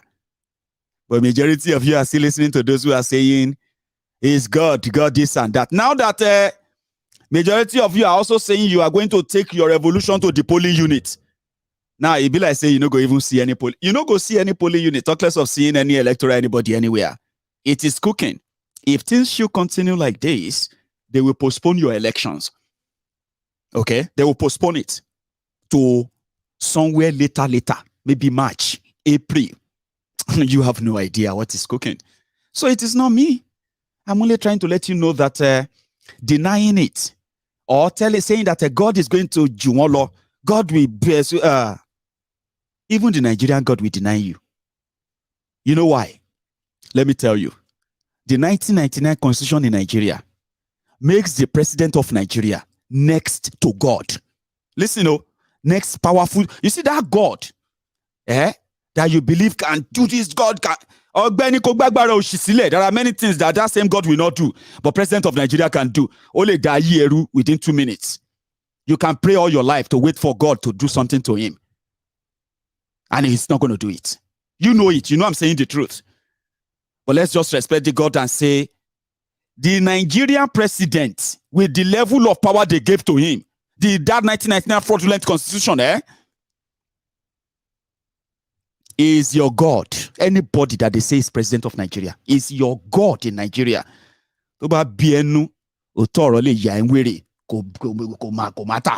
Changes, facts may annoy you. It doesn't change it. But some of you can argue against that. That's your problem. You know what I'm saying, the truth. God can destroy them overnight. Irony. God is not destroying anybody overnight. Where have you seen anybody? If all the evil people where you know, God don't destroy them overnight. Before he destroyed them, according to that same religion, the same God is not quick to anger. No, so they talk. Person will kill 3 million people. The person will kill 10 million people. They will tell you that all they need is just to ask for forgiveness. And the same God is not quick to anger. But we are the tension to Alare because you are a Nigerian. When they mention God, don't talk like that. Maiyegun. Let me talk like that. He's going to set your brain right. President of Nigeria, anybody they call president of Nigeria is more powerful than the president of America. You don't know. The president of Nigeria in Nigeria is one of the most, if not the most powerful president, is one of the most powerful presidents in the whole world. He is more powerful. President of Nigeria is more powerful in Nigeria than the president of America in America. Is that not the truth? Only business, your entire family can go missing. And the whole country will be celebrating Thanksgiving. And the person that ordered that your entire village should be wiped off, will be receiving the royal dance from the same citizens, celebrating his achievement for wiping you. So calm down. And that's why they will kill themselves to hold that position. That's why they are waiting for after election. You know why? The moment that they managed to pull it through, and make Kolu the president-elect, they will start usurping the power of Buhari. It go be like say you get to president. This one that El-Rufai did, just wait for it. Don't worry, wait for it. The person that can say the money, your money, your money. I say, my money. There, your money. Some of you have no idea what a government actually means, Abi. Hey, my money. I have my money in the bank. How dare you say I can't touch my money? Not touch here. How dare you say my money is no longer legal? That's to tell you how disjointed a country called Nigeria is. Everything is mumbo jumbo together. Now, only when you know how come to that reality, you'll be like, is that true, Maiyegun? It's not true. And the Supreme Court can weary. You know, they that Nigeria, when the same Buhari is disobeying all courts. What's happen? Who will come say me they arrest Buhari? In that same Nigeria, you know it. National said, well, no, they whine me. I'm whine me. I beg. El-Rufai said, make people no worry. People wait them what do you call it? Pointers piloty. Are they pointer? Are they gator? Governor Pointer and Kill of Lagos. Sonweku. He said people should not worry. They're not listening to them. Buhari say that money no go day okay again. No. You better go and find a way to return it. And these clowns in a fraudulent country that they call the federal, that is not federal in practice. But they are comfortable with the unitary system because it pays their bill. Now, it seems that same unitary system that they call federal is about to deal with them that they are seeing. Then they remember that they are federal. They are also supposed to be autonomous. You go see film. You walk away and me, my hard work, hard-earned money. To my paper, Zimbabwe. You don't see Zimbabwe money before. You go carry on for head like this. That your money, my money. The bank should pay me my money. If the president of the country says your 1,000 naira is no longer legal, 500 naira is no longer legal, Supreme Court will change here. Some of you have no idea. Maiyegun know they argue blindly. Supreme Court is the most fine. I agree with you. Just save stress me. In the next few days, you will see what a disjointed, illegally, fraudulently put together, forced together country truly means. You go see. What? You go shop propaganda left, right, and center. You go get lost in the old shovel. If you get lost in the old arguments because you want to argue, Abi, feed yourself with any narrative that fancies your, that sort of catches your fancy. Enjoy them. Ignore the facts. You will find out in the next few days.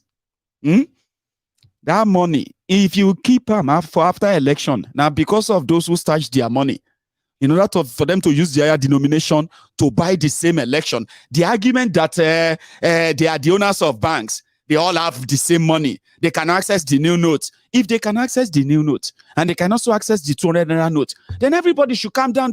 Instead of instigating people, what should you tell them? Please comply. We are trying to work with the government to make sure that the 200 naira is now more available to you. And also more money, new notes are also distributed. Shebina's waiting, they're supposed to talk with that from the same party, Abi, the same fraudulent party, political party. But you know they are not saying that because Otebo, you get? Somewhere who said keep your money. You are keep away. Omafin no the last thing. See people from Marina.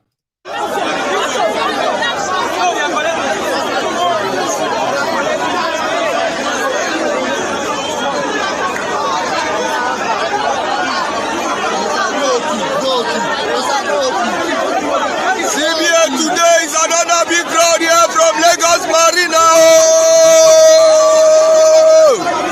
CCBA crowd here.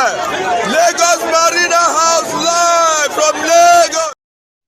Now Marina Vidato, you walk keep. They are telling you that because they are.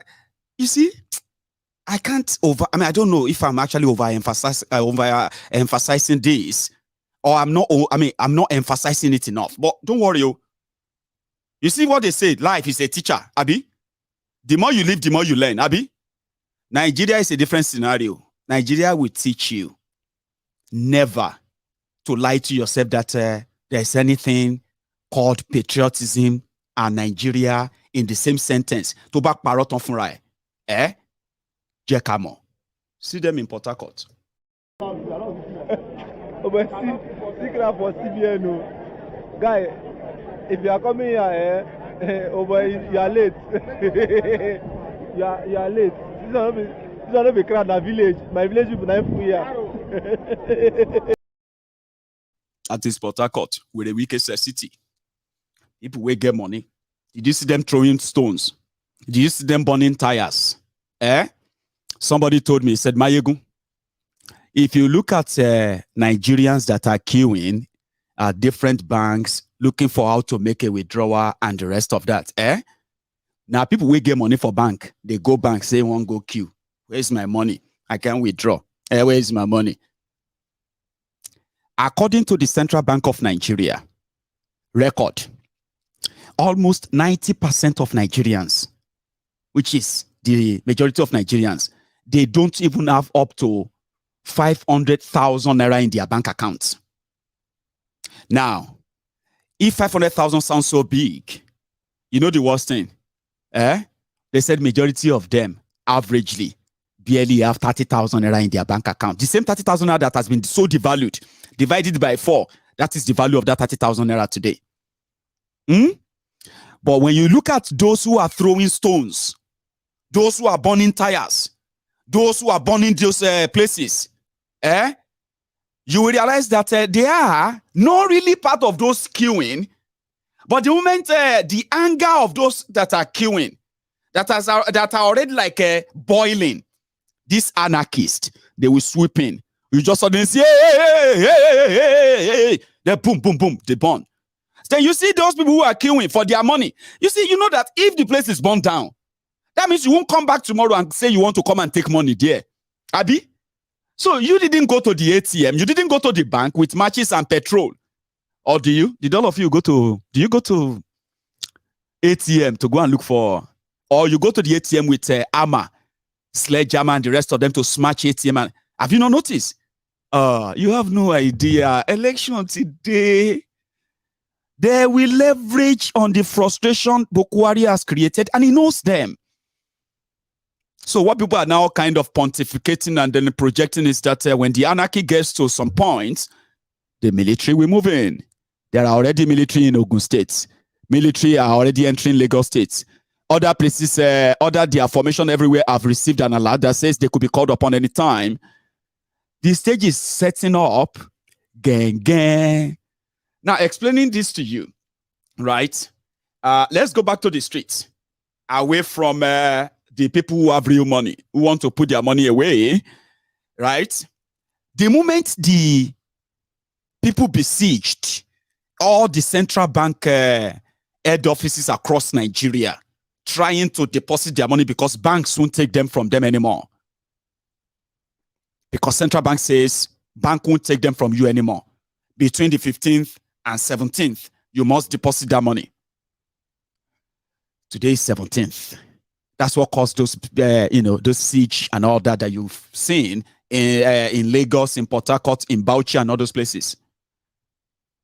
So within that time, again, APC, Egbekegbe, they went to town and they started flying another rumor.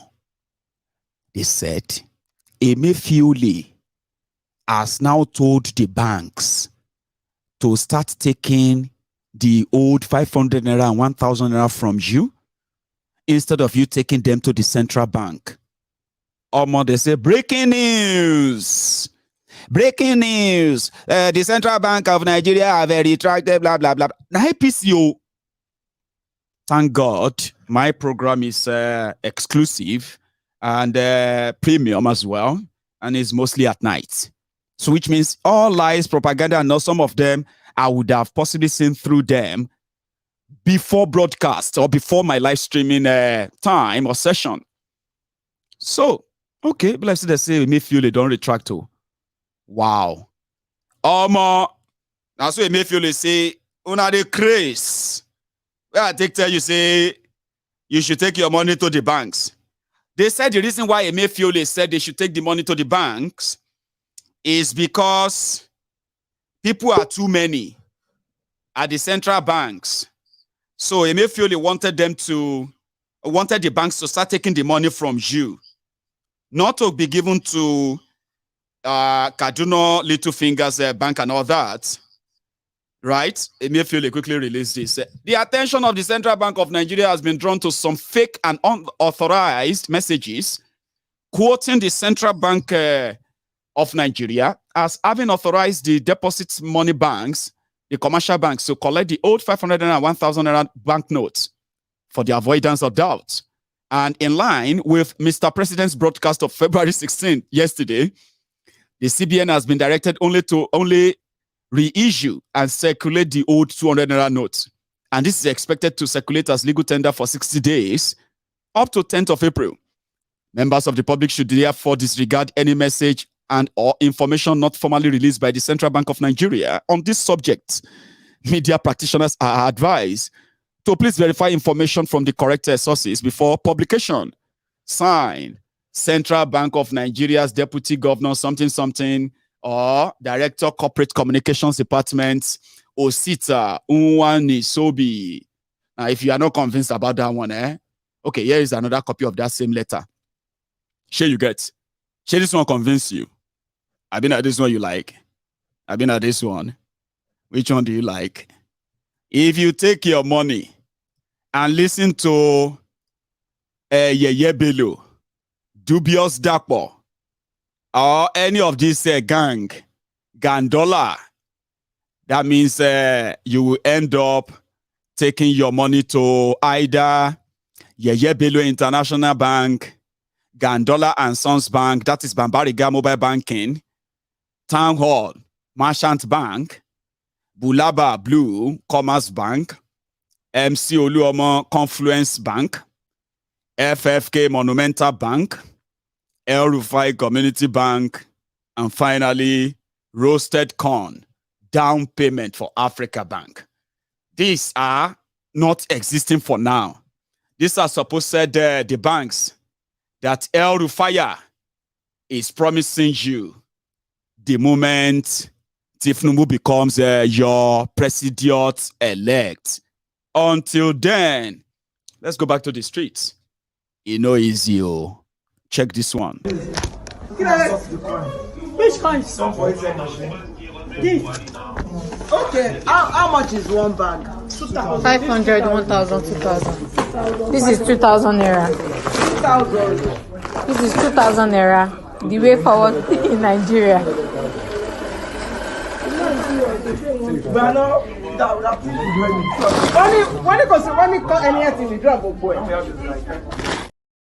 Like everybody they spend cowries.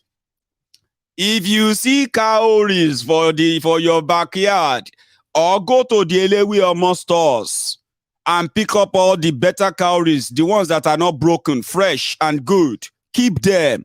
They may come handy. Somebody said that they are already spending cowrie card in Lagos. I said, that's it. But you need the real thing. Yeah, you do. You need the real thing. The cowries go. Oh, man, value like me. Because now Naira, they go on top that cowrie card in Lagos. Everywhere don't block, everywhere don't choke and all of that. Let's go back to the streets. Those ones got their 2,000 Naira. Some no get any shishi. Guess what? Cashless policy, according to them, is that you will not be able to withdraw more than 20,000 Naira a day as an individual. Okay? And you can't withdraw more than 100,000 Naira a week as an individual. So as a company, you can't withdraw more than 500,000 a day or 5 million a week to control the cash and the rest of that. Anyway, at the end of the whole drama, Baba, at the 20,000, at 100,000, OTD luxury. I get money, Baba. Everybody is equal now. No, they shout to you. No, they shout on anybody. Do you know who I am? Do you know who you are? Baba, see, listen. See, we are all leveler now. This is Nigeria. Everybody deal.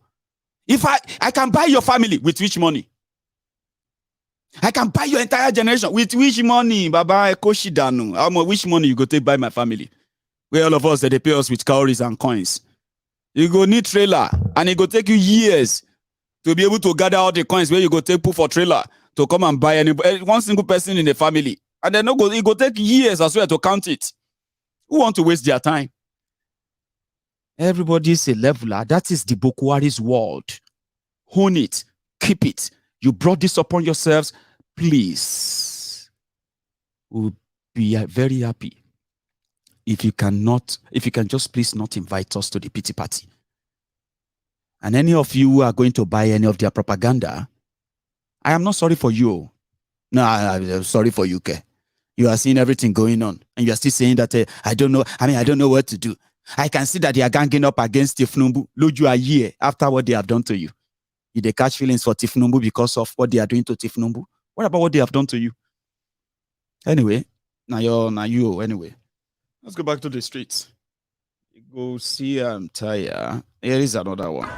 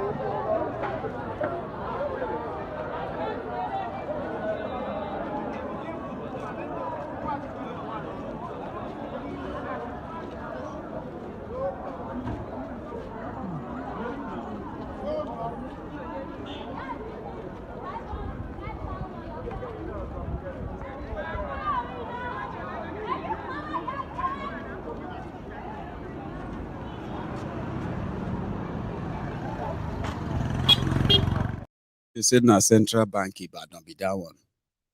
Today, that video is just about 48 hours ago. So it's not today. Today is a different one. Let me take you to another place. In this case of fuel scarcity, can you believe it? One Ashiri, Lagos Abobaku, sent it was like told me on MaiyegunsDiary Politico. Maiyegun I am not an APC member, but let us be honest. The reason why people are protesting is not because of fuel scarcity. People are protesting because they cannot access their money. I say, remove that con where they your pocket, Willie. You are not supporting APC. But the people are only protesting because of a Emefiele. Lofo. One of them told me that, and that's exactly how I felt. I'm not supporting APC. But look at all this thing. Don't you think they are doing this to stop Tifnumbu? We are saying that we can stop can't you think? You know get sense. We know they listen to me all this while. I said you will destroy yourselves. You don't get that. When you finish destroying people you suspect to be your enemies, if this one enemy, that one enemy. If this one speak, you say it's enemy. If that one speak out, you say it's enemy. They must kill him. So when you finish dealing with all your enemies, who do you think you're going to go face? When Bokwari finished dealing with all the people you call these enemies, jail them, kill them, do this, do that for 8 years, or disobey court orders, and all of that, So when he's now finished with people we know if you kill anymore, who do you think he's going to face? Of course, his friends or Denieni. Some of you know even they think anyway. You prefer to commission your thinking faculty to give that job to somebody else to do for you. You are now asking stupid questions on social media. Maiyegun, can't you see that this whole thing they are doing, they are trying to stop Tinubu? Can't you see that it's going to work in his favor? Go back work in favor. Go back work in favor. Anybody? Kilo kami. We renew in Kotan so no lanson. I need to destroy Arayin. Ke parayin down. Ke oye.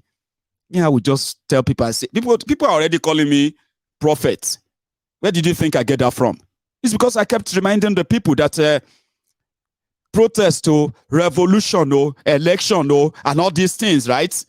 They are not what will actually like break the chain of that establishment. Now them go destroy themselves. Now that is happening in our lifetime. You can't ask me stupid questions about Maiyegun, can't you see that they are doing this to stop Tifnumbu? I became imagine you just show Fodano at Tifnumbu, at Buhari, APC, Egbekegbe generally. Kepare. You know, say no, as in normal, you know, supposed better for all of you with what you have done. You say people are angry. Why are you talking like this? Why are you angry? I be really yini. Mon sorrow, too sorrow. As they talk, they talk. You destroyed Nigeria, divided Nigeria, ruined Nigeria economy, opened the border to terrorists, compensating terrorists. You now come here, they ask me stupid question about Maiyegun, can't you see that they are working to stop Tifnumbu? So better. That's exactly what we wanted. You will weaken yourself from inside, destroy yourselves. To some other people, they will say, now our prayer, the answer. No, it's not prayer, Baba, calm down. I'm a mix here, but don't they mix religion with all these things? They will open your mind. Religion will block your mind from reasoning right. Religion will make you assume and say, I don't have to think. No, think. Process what is in front of you. And then you realize that nobody can actually manipulate you and start putting words into your mouth, and then you start sounding like a dumb, asking stupid questions on social media. Can't you see that? 7.5 years. Nigeria is the most terrorized country in Africa. Nigerians are the most terrorized people in Africa. In 7 years, you used to be very angry whenever you hear that they have kidnapped people. The day they kidnapped people in Chibok, a lot of you lost control, everything. Like, this guy, they kidnap people under APC, kidnap school children in Dabchi, kidnap school children in different places in Kaduna, they kidnap travelers in Katsina, killed farmers in Borono. You said that everybody saying something about that is enemy of Nigeria. You are now looking for people to give invitation to your pity party. So yeah, they are doing this to hurt you. You should remember that. And don't let anybody blackmail you and try to sweet talk you and tell you that, can't you see that? You will see that this whole thing will work in the favor of Tifnumbu. We look what you know in Lagos Sabobaku. We ni. Tabati muyin bi ba mama yowoni. Ba yem gain lo ba mama yorukani. She fi shenyi ni. I am waiting for the days all of you will come out clean. You come out clean and say your mind. Go, how you feel about Buhari. But I will be here to remind you that you've all been victims of the same Buhari. Shugmori buruku tomba ye kirite kobale Yoruba. We not let you publicly say it because you know you can go missing. Yeah, you can go missing. Democracy is we must save you want to save democracy now. Let's go back to the streets. Here is another one. We don't need new money. We don't need new money. Okay, what's happening now? I got the trouble level. We don't need new money. We need our own cash. What is going on, Central Bank? We're gonna let go.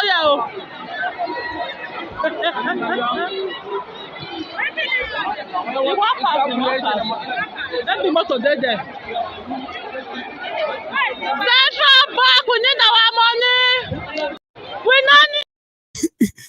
That's Benny. We don't need new money. Give us our money. The central bank is now deaf, dumb, and blind. That they are asking you to endure. Endure. We are just trying to save you from the thieving politicians. That is why we are trying to do. Please, let Buhari do the job. On the other hand, Lagos Abobakus, Oshogbo Alimajiris, they are trying to ask you that don't come. They are trying to make Tifnumbu lose. Talukia, Tifnumbu balus, abitio balusi. Look around you. Anarchy. You are living with anarchy, chaos. And a lot of you are probably not self-aware enough. Are you? Maybe not. I have another one again. What's the deal? Hello. Am I judging?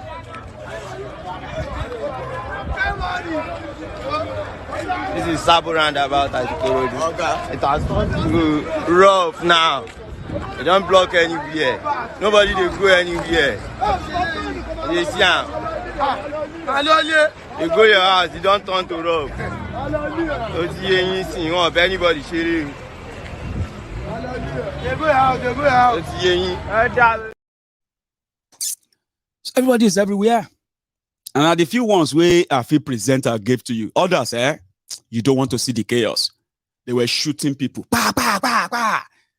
In Lagos today, Magburu, Abi, where is that place called? Magburu, or what's it called?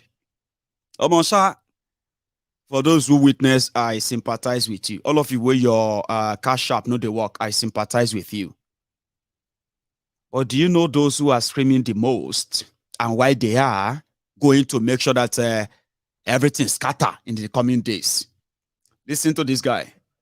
They say inside your law, Magbo, electoral law, that contestants must be allowed to have access to so amount of money. But you know what the politicians are now saying? Where they believe that APC, Egbekegbe want them to lose. APC members are saying APC want them to lose all over Nigeria by denying them access to the money that their law says they should have access to. So, the lies. One of them came out. He's a senator. Is he a senator? Be repuni. Who gives a damn anyway? Yeah. And he said, by law, he that is contesting for National Assembly, the law says he must have 70 million for his election. But CBN is breaking the law by denying him 70 million naira for his election. But people are now saying that she be na APC. Wọ́n máa parọ́ kú ni, olórí burúkú ni wọ́n, olórí burúkú ni yín, ẹ̀yin APC ẹgbẹ́kẹ́gbẹ́ àṣírí ẹ̀yin àṣírí ẹ̀dá, olórí burúkú ni yín. Yeah, ìwọ mò ń bá wí. Survey mi náà padà wèrè. Say it, no be today. Àrùngún àwọn olórí ibú èèyàn. The law, what the law actually said was that if you are contesting for House of Rep, House of Assembly, Senate, Governor, President, you cannot spend more than this amount, or else you will be breaking the electoral law. But do you want to see how this really twisted it? I'll let you listen to him first. Channels Television owns the credit to this clip, by the way, so give it to them. Political office holder to take during campaign to use. A member of the House of Representatives is expected by law to have not more than 70 million naira to conduct his elections and whatever, logistics and other things. 70 million naira. Cash. By law. Yes. A presidential candidate, for instance, needs to have how much? About 5 billion or 1 billion. 1 billion for presidential candidates. At least the law has provided for us the amount of money we need to oversee our election process. You need to pay your agents in the villages where you don't have ATM machines, in the villages where you don't have POS, in the villages where absolutely you don't have this new Naira. So this is money that I require, that the law has permitted me to have 70 million Naira as logistics for my election funding. I need to have this 70 million Naira in hard copy. Yes. I don't have it. That's the law. That is the position of the law. Is that not so? Yeah, and as I speak to you, I don't have it. Which means if this policy continues this way, if the central bank fails to make available this amount of this money we need to fund our elections, definitely every candidate, no matter what party he belongs to, will be put at disadvantage. And don't forget the point I made as a partisan member, that the policy in itself is a policy that is apparently against the ruling APC, because Nigerians that are not happy will look at it as a policy of the government of the APC. This has placed us at disadvantage already. I cannot speak as a person here. I'm seated here in the capacity of being the chairman of this committee and to discuss only this matter under my jurisdiction. If you want to pick up that question, join me in the office. Maybe I can give you answers as a leader of the House of Representatives. See how serious see how serious he is. When he's saying all of that. See how serious he was there, yeah? I need this 70 million hard copy. I need this 70 million hard copy. He's a lawmaker. And one Muniru from Okoko will tell me, Maiyegun, no be everything person they know. That's a lawmaker that is making law. He's explaining the law to you. And you are trying to say that he doesn't know what he's talking about. See, especially if you come on to MaiyegunsDiary Politico, there are some certain things you have to keep to yourself. Sure, you get. You don't have to keep typing. Okay? Sometimes, you can just keep quiet. Okay? And everybody will pretend that you are a normal person, a sensible person, a real person. You know? Like as they say, when you know that you are a foolish person, you can actually appear to be intelligent and then a gentleman by keeping your mouth shut. So that you're not going to break you're not going to break the doubtness of other people. Like when you open your eyes, where will sort of be? I know it's Mr. Jibri Ali Sudani. I be more to faire par Jibri Ali Sudani ni. She more to faire par Ali Sudani. Agbalagba Mani is an elderly person. Say, hey, who is that person? Yes, sir. I say, it's me. I say, very disappointing. She must sort of entori okpe den. Me won kwa agbalagba ni sound bi agbalagba sa. Agbalagba ni mi. Mo lopolo. Everybody keep quiet. You should have kept quiet. And then you would not put us in any doubt about you. So that's exactly what some of you are on social media. The way that he's talking, he knows his audience. According to their section 88,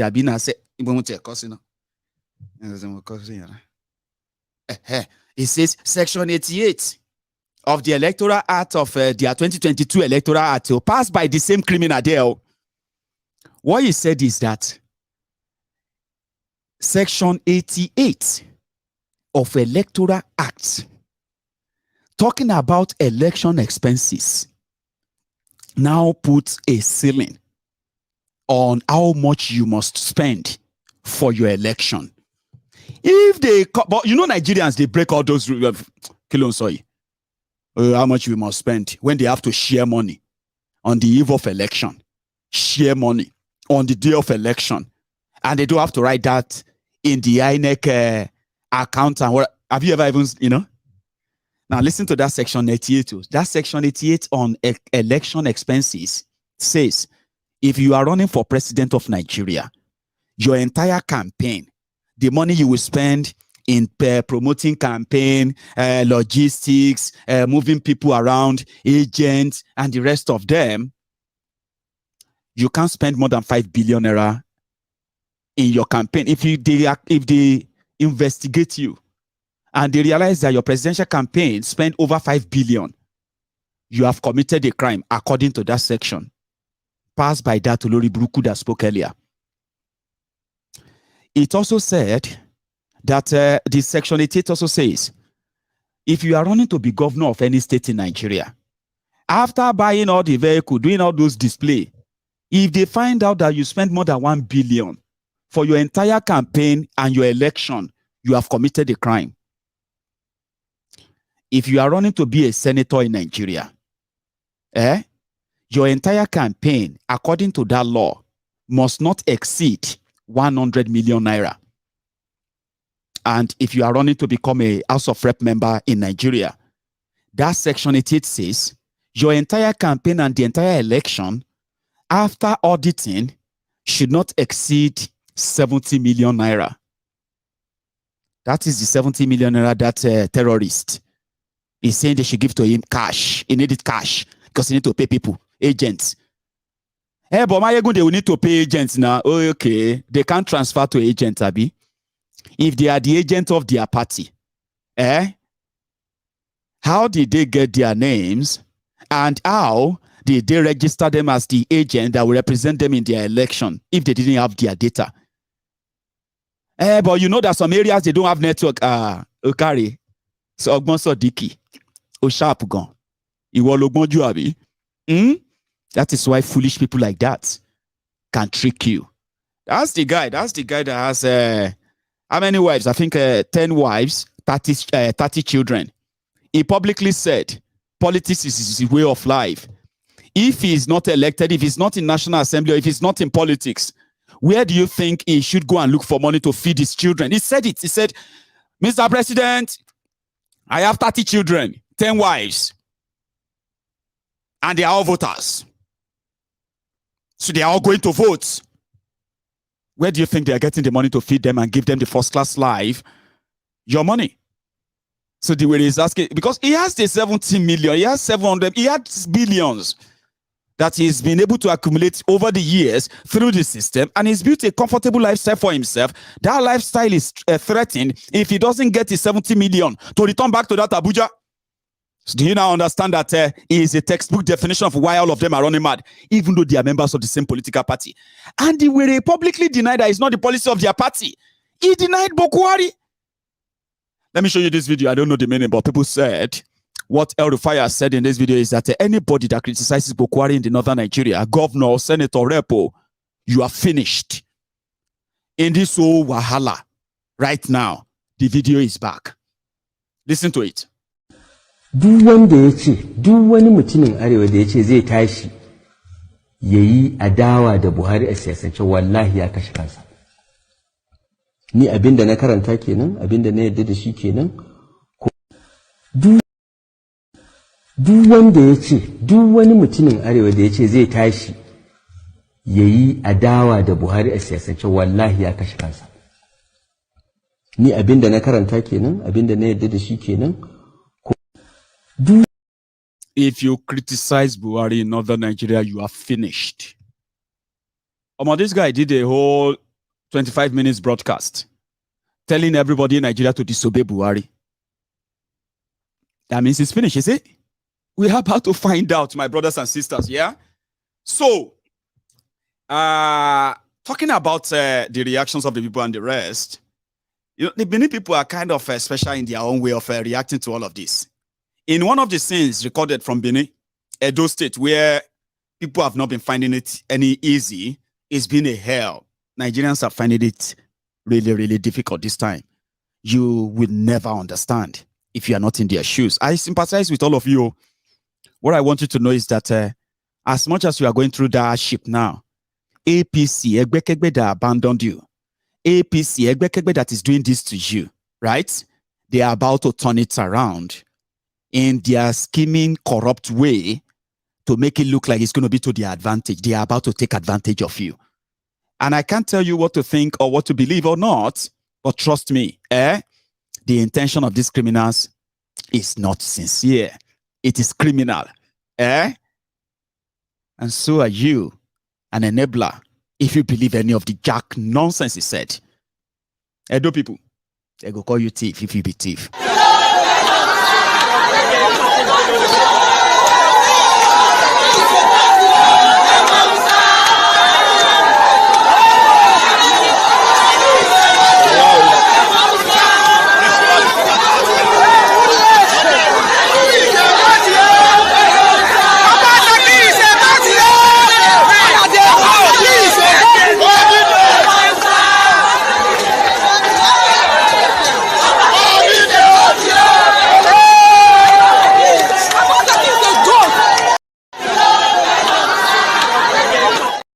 Obaseki is a goat, yo. That's what I heard, yo. Obaseki is a goat, yo. Alabamsa. I bet probably that's not what they said, Alabamsa, but that's what I heard. And don't blame me. I'll figure that out later. Let's go back to that same northern Nigeria. A young man shared a video. He's a northerner. He's from the north. A Sai barbarian. And he has a message for Tifnumbu. You don't have to believe him, okay? But just remember that somebody had this to say. Remember. I want to send this message to Senator Asiwaju Ahmad Bola Tinubu, if you are giving money to northern governors, I want to advise you to please keep your money and stop giving it to them, because they are not succeeding in convincing northerners that you are competent and you have any plan for the north. Of course, you don't have any plan for the north. You went to Kano, you told Kano people that you went there to dance. A whole of Kano, the most densely populated state in the whole of Africa, you are telling them you just go there to dance. You don't have any plan for them.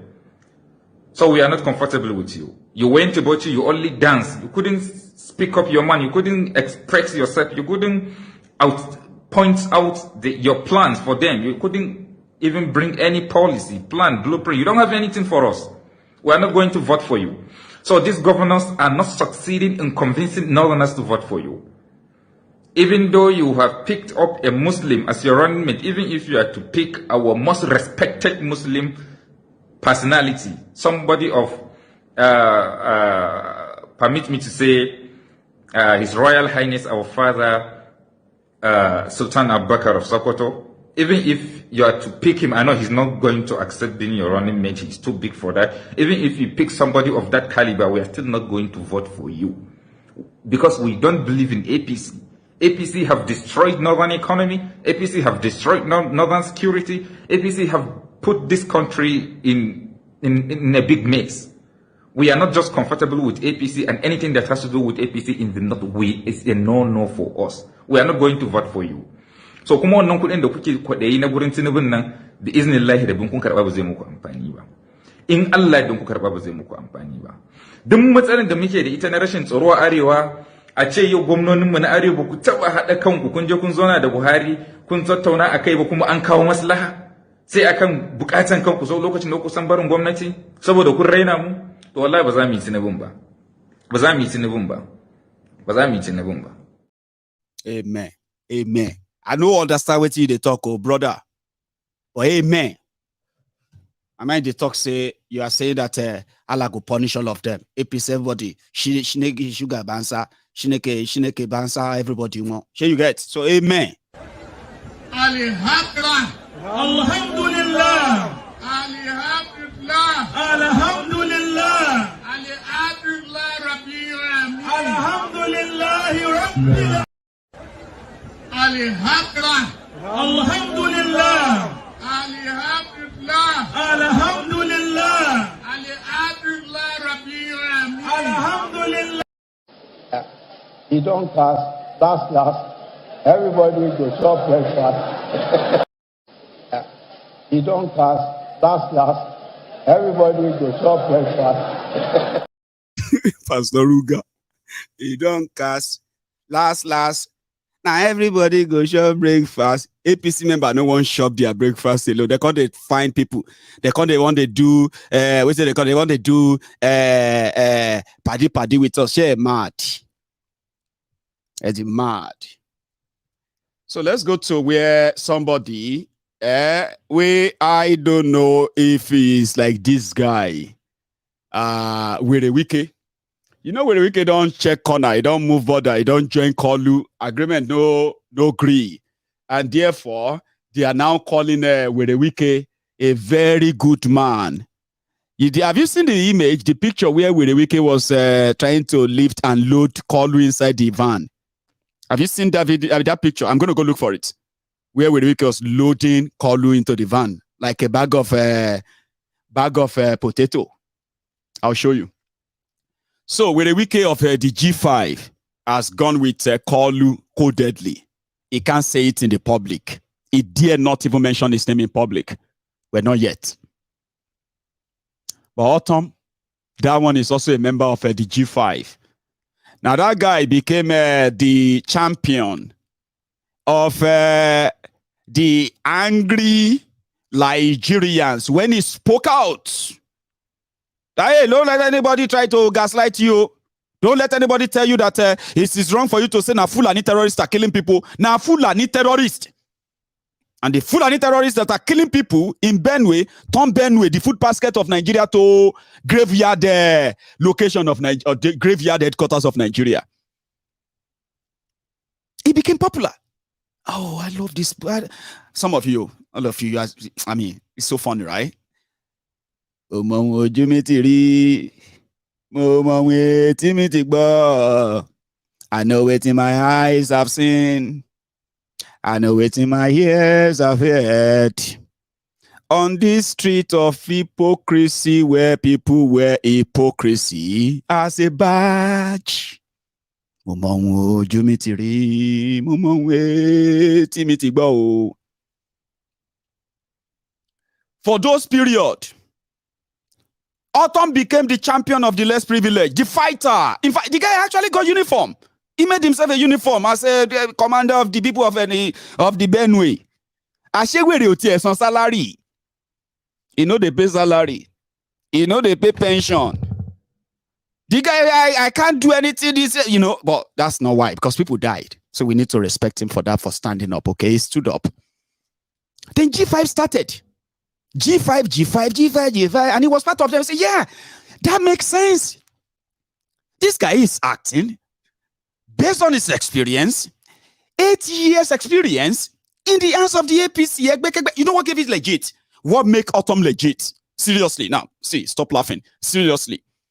What make Autumn legit was that in 2015, Autumn actually became governor of Benue State as a member of APC. He was one of those who brought Buhari. So when he started telling people about, stop laughing. I don't know. Why are you putting emojis, laughing emojis? Stop. I'm serious. This is serious, okay? People forgot that he was a member of those who brought Buhari. He became the champion of the people. So, of course, he would never have anything to do with any Fulani taking power. So when Atiku showed up, he was one of the people who first spoke out. No Fulani. No. But now good Fulani. No, Fulani. No, Fulani. They gaslighted him. They called him a bigot. They put a ransom, a bounty on his head. Yala put a bounty on his head. Who will kill you? They are counting. All of you are here now laughing. Bounty days on Autumn is being counted. So that's why one of the reasons why I was so skeptical, interested to see if after all those Rogbodinyo, Autumn is now going to turn back and go back to Shitima, the man will be saying that the Boko Haram financier and the founder. So, well, I wasn't raising my hope anyway, so it's not surprise. And I think it was at the moment, it was like, we wiki. We just immediate.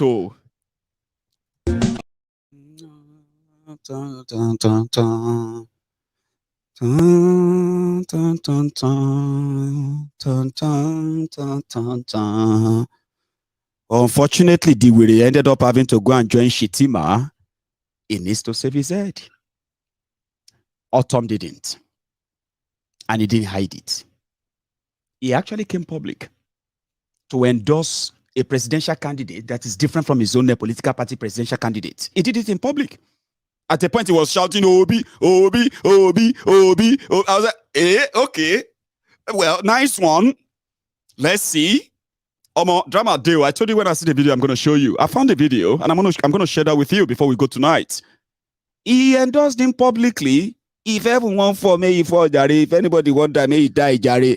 Shame, threat me, Yetiala is a joke to you, ni. Atifku said, Autumn is a bad boy. Everything, Fulani, everything, Fulani. I don't like him for that. But what about the Yetiala? We talk say they go kill him. They put bounty on top his head now. Well, they were right, of course, now. Though they won't kill him. No, not really. How are you sure? If you become president, will you protect Autumn? Well, I can't guarantee that too, because I'll mostly be away. I'll be living in Dubai. But if he calls me, if Autumn has my direct number, well, yeah, why not? Yetiala, call me. What you go do to Yetiala? I said, I don't have any solution for Autumn. Now waiting spark Autumn with that. Wiki, Amy, back to Fulani Neti. Now, whether it's going to work out or not, like Wiki made his own decision, secret, a coward that can't say it in public. I'll take it to Benue. Let's go to Makodi. Sorry. Let's go to Makodi. Endorsing Obi publicly. That must have its own consequences. So drama see plenty for our head, yo. Have you liked this broadcast, by the way? Sorry. Have you liked the broadcast? Yeah, like leave the comment, go under the broadcast and just like or share or subscribed. Have you? Thank you. Anyway, let's go to that Makodi. And if you haven't, please go on. Come on. Makodi, where Autumn says is endorsing Obi publicly. Openly, Benue State Governor Samuel Otom finally declares his support for the presidential candidate of the Labour Party, Peter Obi. This is not about party. I am not a Labour Party, but I'm working for Peter Obi.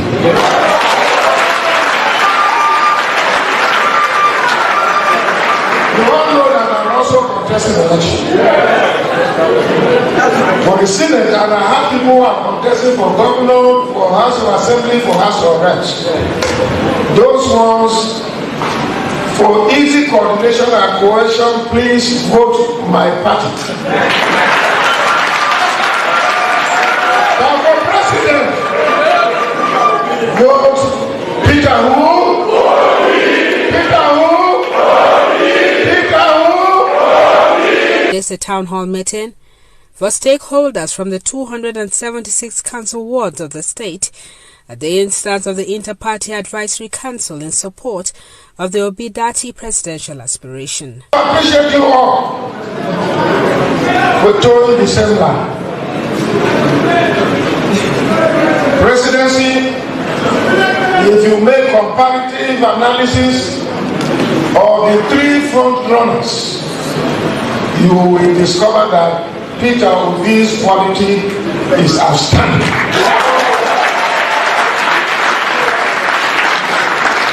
He has the capacity by education,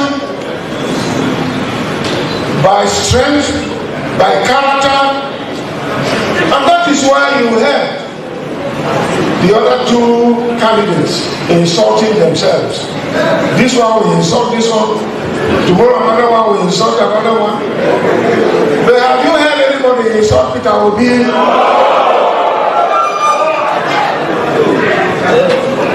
Peter Obi fears God, and he will do the right thing for our country, Nigeria, and the bank, the economy.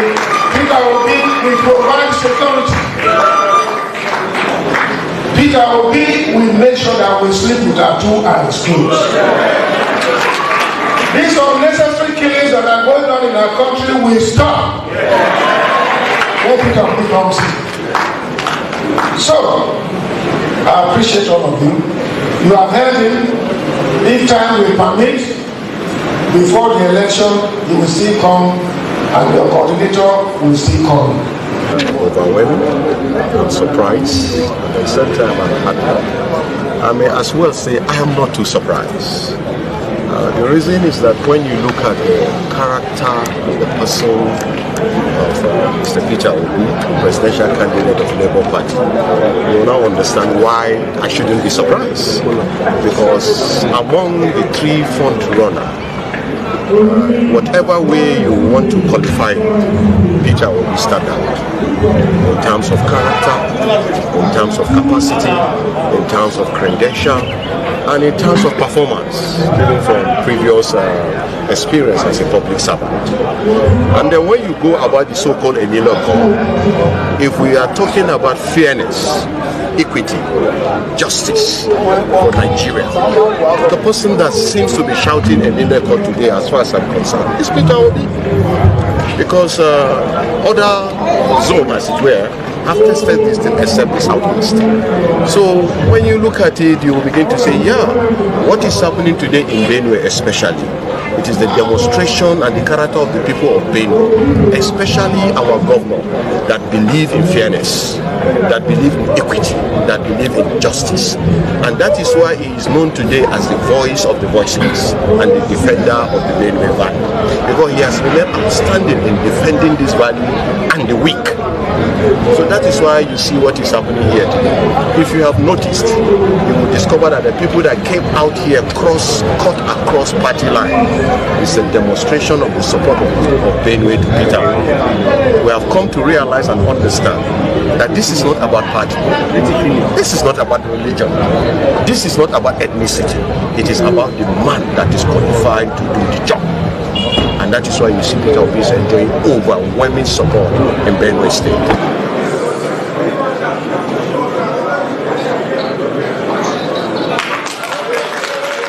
His body language had in the past shown that he was better inclined to an Obi presidency. He, however, left no one in doubt with today's outing.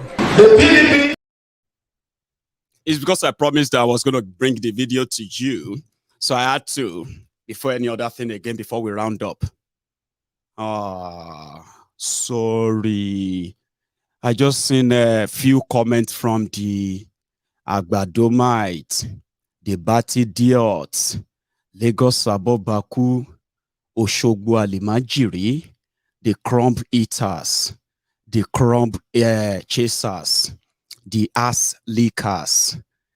I've seen some of these Buhari Danes, Buhari Diderins, the Buhari Dinotus, Buhari Dijatus, Buhari Shuku, Ngoziari, Nnekahari, the Cyber Barbarians, the Buhari Idiots clan. I can see you, yeah, I can see you. You uncles and aunties are Brodian Buhari idiots. You are crying. This Maiyegun is two-faced. Sorry. I don't have any electoral value. I have cleared that all the time. Okay? See. Ogun ayé, àṣé kìí ṣe tìbọn. Ogun ayé, kìí ṣe tàdá àtọkọ àti ìbọn rárá. Àwọn tó ń ṣe ni tí ó bá jọ̀rẹ́ á jẹ̀bi ẹni o. Abánigbélé tàbí alábàáṣiṣẹ́pọ̀ o. Or àbí ẹni tẹ́jọ jẹ́ member of the same party. Sorry if you don't understand Yoruba. Ogun ayé, this war, this wahala what you are saying. Don't point at me. You always give disobedient and Obi favorable report. You always give them. Baba, calm down. I am just saying what I've seen. I am sharing what I saw. Among other people that need to understand what is going on. No be me. You go put your friend. See, na Buhari. Along. Na Buhari, Baba. You can understand. I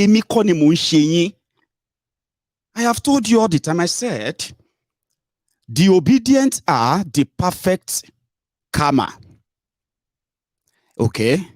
There have been so many honorable men and women, young and old, who have spoken out against the criminality of Buhari and APC. All of them have formed Voltron on social media, offline, threatening people, calling them names, making them believe that so far they are touching APC, they don't deserve to be called Nigerians. And then you even watch your government kill them because they said they wanted to end police brutality. You are laughing. You are no longer laughing. You are now looking for who to blackmail and gaslight and blame them for what is going on. It's not me. If you get sense, the remaining energy will be inside you. If you don't chop, that's if you don't chop, you go use them, chase Buhari. You go chase Buhari anywhere where you see him. If you see Buhari for a dream, beat him. And that's most places you can actually really get to see him and beat him. Don't be me, they do you. I have told you many times, I no get electoral value. I have never asked any of you here to go and vote. But I am MaiyegunsDiary Politico. I can actually let you know what is going on.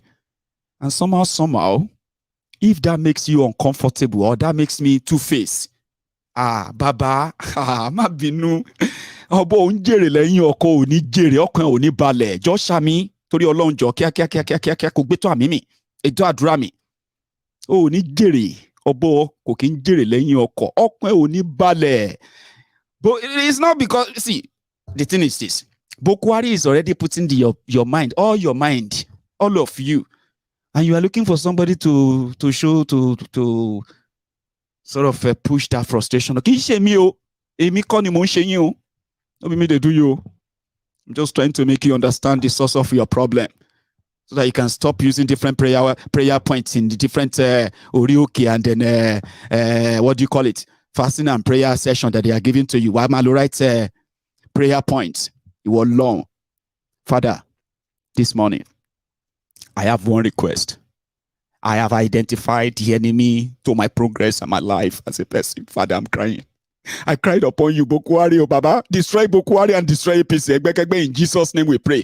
Stop putting your prayer points around the imaginary enemy. Heavenly Father, I ban you. I ban. I unban. I block you. I mute you. All the enemy that are holding my progress. My business is in your hand, Heavenly Father. Baba, calm down. Oh. The only threat against your freedom, Nabokwari and APC. The only threat against your liberty and then your progress, na APC. The only enemy that is working against your safety and your business, Nabokwari and APC. Use them as your prayer point. Koye shebi olori burúkú everywhere. They look for person we no even get your own. Everybody get their own problems. I get mine. No, they think say now your problem. Now your problem be my problem. It's not my problem. I'm trying to explain to you that even you olori burukus with your actions, so una see they make your actions to affect people. We are not part of it. Oh, but look at us. Our family members are there trapped in that contraption. You know that. A lot of us have become indebted from where we are living because we are covering the economic exposure that Bokwari and APC have done to our people. They've exposed our people. Our people are vulnerable. They are part of Nigeria. This whole thing affects them too. I sympathize with you. You know, they come here, they tell me, say, hey, why are you not balanced? Shayen Shieni. No, they ask me with a question because if they check your pocket, they go see Agbado there. And anybody will get Agbado for pocket, no, they get sense. So don't come to MaiyegunsDiary Politico and be asking dumb questions when we know say, even if you give you the right answer with your dumb question, you know go be able to process them. You will get more confused. I say, listen, my brother, there is something God can do. There are things God can do. There are many things that God will never do. You have to do them yourself. Okay? So you cannot leave what you have to do and ask God to do something for you. That is very stupid. A confused Agbadomite, Olorikiku Ashiri, whether old or young, with anyone, all of them, they are actually with you. Like Tifnumbu, we don't get any sense of not that. So don't waste your time. You know, to an average Agbadomite or a typical Nigerian, he won't be able to understand what you said. You know what he's going to ask you next. So are you now saying that you are smarter than God when God is the one that created everything? She's been awaiting your religion told you be that. Abi? I am talking about what you can do yourself. That you don't need prayer point for that thing to happen. You are asking me stupid question about, are you saying God cannot do? She God might build the bridge, Ginny. I mean, a God go train and train your security men. Now God go train all your doctors. Now God go train all your teachers. But a typical Loriki Nigerian, oh my change here, my lawani. So I see not God that gave us brain. So they will make your life kind of so frustrating when you are trying to. They can't process anything. These are dumb fuck retards who can read and write. Sure, you get. So that's why when I'm talking to them, I quickly say, please, I don't bring God into this conversation. Whether they endorse themselves or they don't endorse themselves, I'll put it in the diary and, you know, because you can always look back and say, oh, I remember that program of Maiyegun where he said,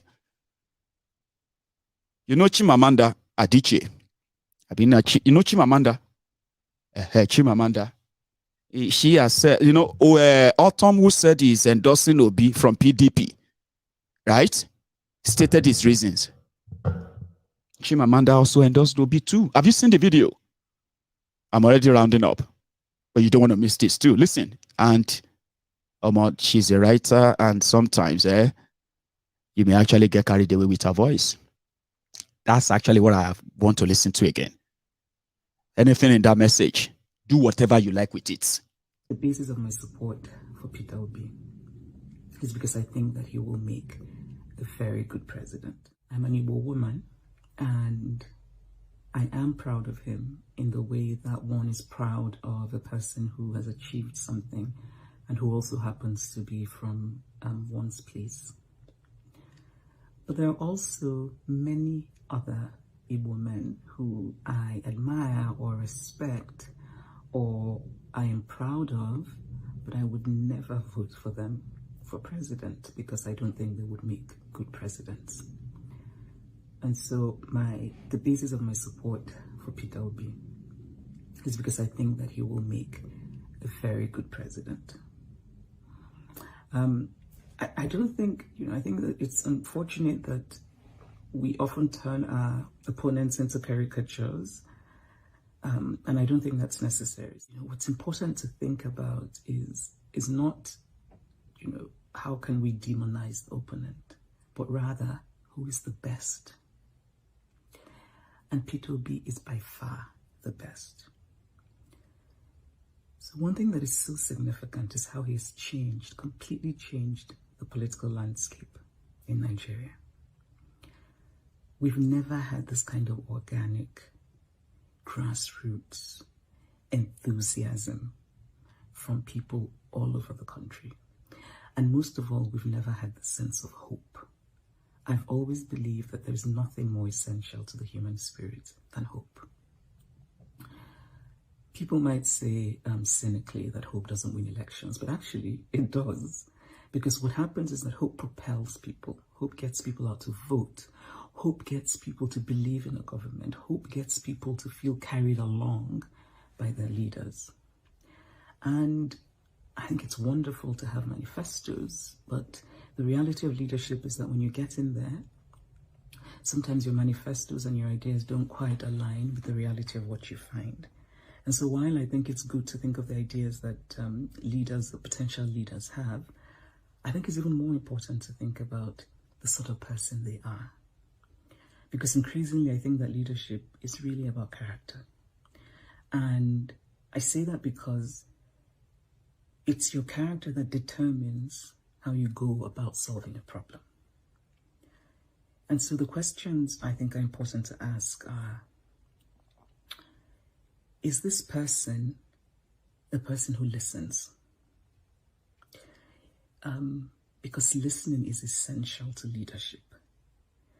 Does this person have an arrogant attitude to leadership? Or does this person think of leadership as service? Does this person seem to know what life is like for ordinary people? Does this person talk to ordinary people? Does this person seem sincere? Is this person intellectually curious? Are they willing to learn? Do they go out to learn, to gather knowledge? Does this person have that mark of wisdom? And by that I mean, the mark of wisdom is the ability to say, I don't know, and I am sorry. Essential marks of wisdom. Does this person have that? Does this person have a cohesive sense of what Nigeria should be? Is this person comfortable going to all parts of Nigeria? Is this person desperate to be president? Or does this person want to be president out of a sense of, out of a desire to serve, out of a sense of love as well, really? These are the things I think about when I think about Peter Obi, and it's the reason that I support him. For me personally, where a president comes from has just never been that important. What I want is a president who will lead Nigeria well. Peter Obi is unique and singular in his ability to create this kind of resounding hope.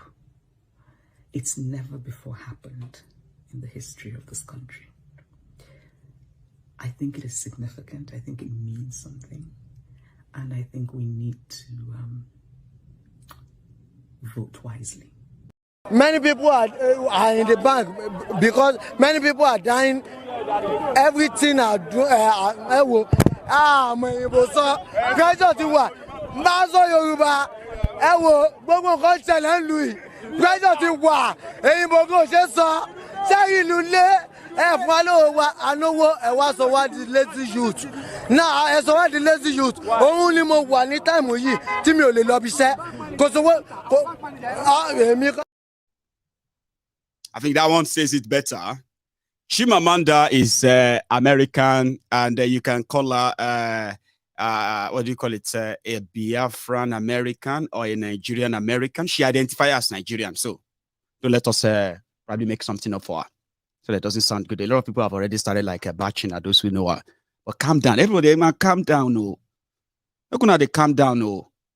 Because this issue, we say people know they calm down. Everybody is just, red. Everybody is hyper. Everybody is, every small thing, people are driving, are riding with it. Like, hey, calm down, no. Want to call soldier, see you. They don't send soldier enter. Calm down. When I say calm down, you see, I say, we, calm down. So you say you go do, Abi. About this soldier about mouin. This soldier about mouin. Nobody you go tell the story, oh. Now, another people like me, I will have to share your video and say, if you are in Lagos, you must have seen this anyway. They don't say they don't roll soldier enter Lagos.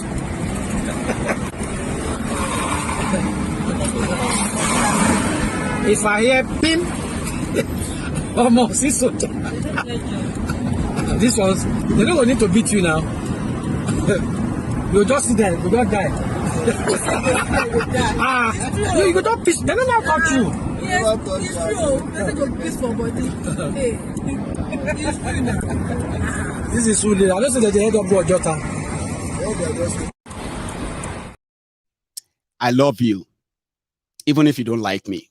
I don't hate you or anything. Okay, I don't even hate. I'm somebody who can't even hate people. All right. I mean, why would I hate you? I'm reacting to people who are destroying lives.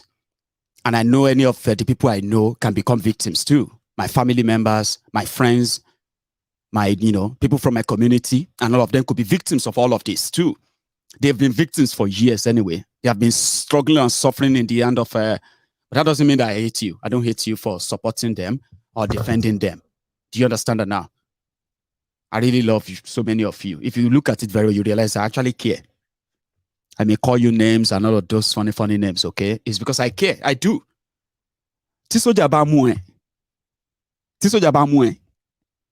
You want to defend the Pontius Pilate, Abi Kolu, the Jaga Bandit, Abi Jagahaditi, Asiwaju ẹ̀yin olè, Asiwaju ẹ̀yin agbèrò. Ha! Did you hear that guy?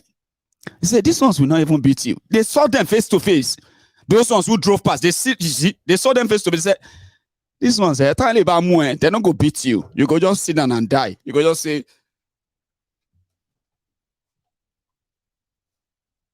the moment they touch you like this, say, hey, you, theater. Now you be people where they use. Then carry banner, carry megaphone, say, we they go, just go, we no go agree. How many soldier, how many people soldier go kill? How many? You they sing out with them. That's what they said anyway. I don't want to witness it, and I don't praise you witness that. There are some certain things that even you don't wish on people. Even your worst enemy, they wish on them. And say, I know that's too much. You say, they are your enemy. She got for like maybe 15 years. Could that from there, Koko go missing. People should be looking for him and they won't see him. The better they will see him, they won't be able to recognize him at Yahweh for 15 years. Then after that, when they find him, they will make him look normal for a few days. They will send him on another 15 years. No, Baba. You what happened? That's too much. Maybe we should just more come out in high then. I don't understand. Baba, now so you wicked. If you send person on a mad journey for 15 years, we did do and where. We did do and here where. Some things that as bad as you think you are, when you meet some people and they give you options, you'll be like, now. You will never wish some certain things, even on your worst enemy. I don't want to see any of you showing up in the video. Tobalo Yawiri. You see these ones, I won't go with any. I don't want to experience them, and I don't want you to experience them. I wish you all the best. I wish you successful scarcity. Because when everything ends, that's when you can say it's been very successful. For now, people will be greeting you. Ekuroju scarcity you. Emiwa lo scarcity you. Ashopo scarcity ila you. Kolonjeki scarcity ikoba wa daleo. Arere no scarcity you. If you're a Yoruba person, you understand all these greetings. Because everywhere you go, when you see Yorubas, it's ekaleo, good afternoon, good evening, ekaleo. Good morning, ekaro. Oh, good evening, good morning, ekaro, good evening, ekaleo, good afternoon, ekason, eku, enleo, eku.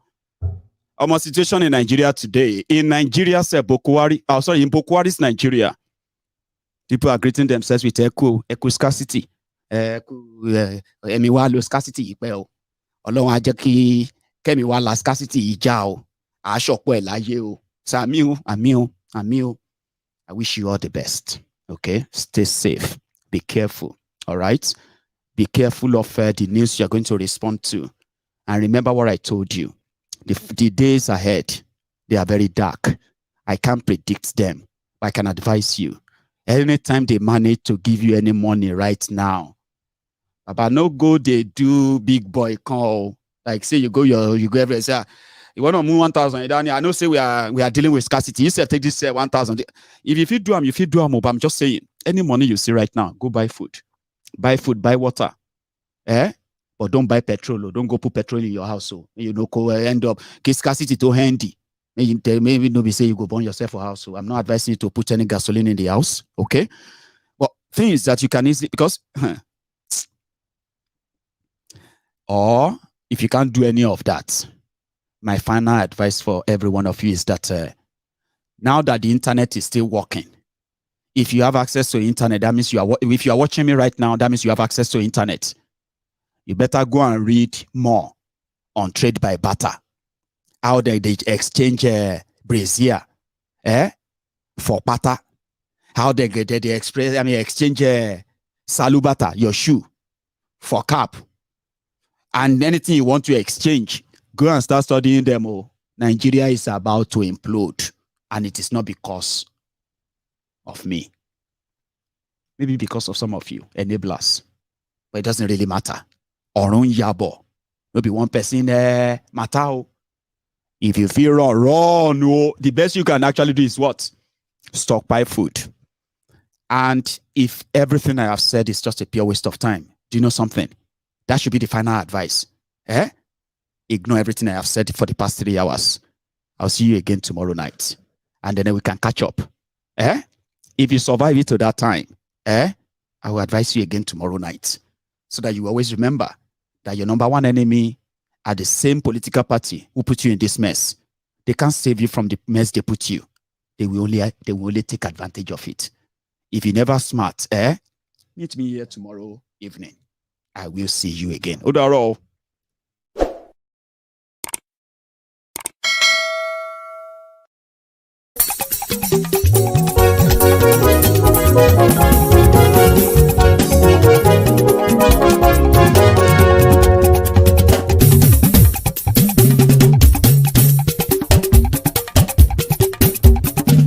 Maiyegun làwa mọ̀ làmọ̀ tó dòdòdò. Maiyegun Diary, Maiyegun #1. Maiyegun làwa mọ̀ làmọ̀ tó dòdòdò. Maiyegun Diary, Maiyegun #1. Maiyegun ti dé o, ọ̀rẹ́ ará ìlú. Maiyegun Diary, Maiyegun #1. Lórí Facebook, lórí YouTube. Maiyegun Diary, Maiyegun #1. Gbogbo bó ṣe ń lọ ni Maiyegun já wa sí. Maiyegun Diary, Maiyegun #1. Àṣírí ọ̀jẹ̀lú kì í bò níbẹ̀ o. Maiyegun Diary, Maiyegun #1. Bó bá ṣe eré àní Maiyegun máa wí. Maiyegun Diary, Maiyegun #1. Ó sì tún ṣe eré wàá gbọ́ níbẹ̀ o. Maiyegun Diary, Maiyegun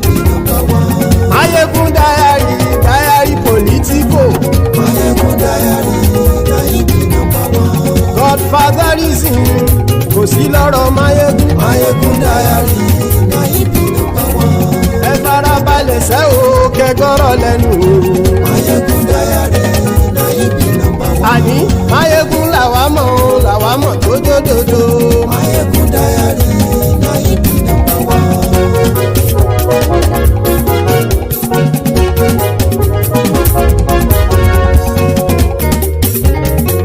Àní ẹ̀sùn ràkì. Maiyegun ti dé. Maiyegun ti dé. Ọ̀jẹ̀lú ẹ̀sùn ràkì. Maiyegun ti dé. Àní ẹ̀sùn ràkì. Maiyegun ti dé. Lórí Facebook. Maiyegun ti dé. Àní ẹ̀sùn ràkì. Maiyegun ti dé. Lórí YouTube. Maiyegun ti dé. Àní ẹ̀sùn ràkì. Maiyegun ti dé. Bọ́ bàbá gbé wúrẹ́. Maiyegun máa wí. Àní ẹ̀sùn ràkì. Maiyegun ti dé. Ijó ìgbádìyẹ. Maiyegun máa wí. Àní ẹ̀sùn ràkì. Maiyegun ti dé. Presido bá rúfin o. Maiyegun máa wí. Àní ẹ̀sùn ràkì. Maiyegun ti dé. Kí gómìnà kówó jẹ. Maiyegun máa wí. Àní ẹ̀sùn ràkì. Maiyegun ti dé. Ọlọ́pàá tí ń darí bá. Maiyegun máa wí. Àní ẹ̀sùn ràkì. Maiyegun ti dé. Aṣòfin tí ń rúfin o. Maiyegun máa wí. Àní ẹ̀sùn ràkì. Maiyegun ti dé. Òpùrọ́ olóṣèlú. Maiyegun máa wí. Àní ẹ̀sùn ràkì. Maiyegun ti dé. Ọ̀jẹ̀lú ẹ̀sùn ràkì. Maiyegun ti dé. Àní ẹ̀sùn ràkì. Maiyegun ti dé.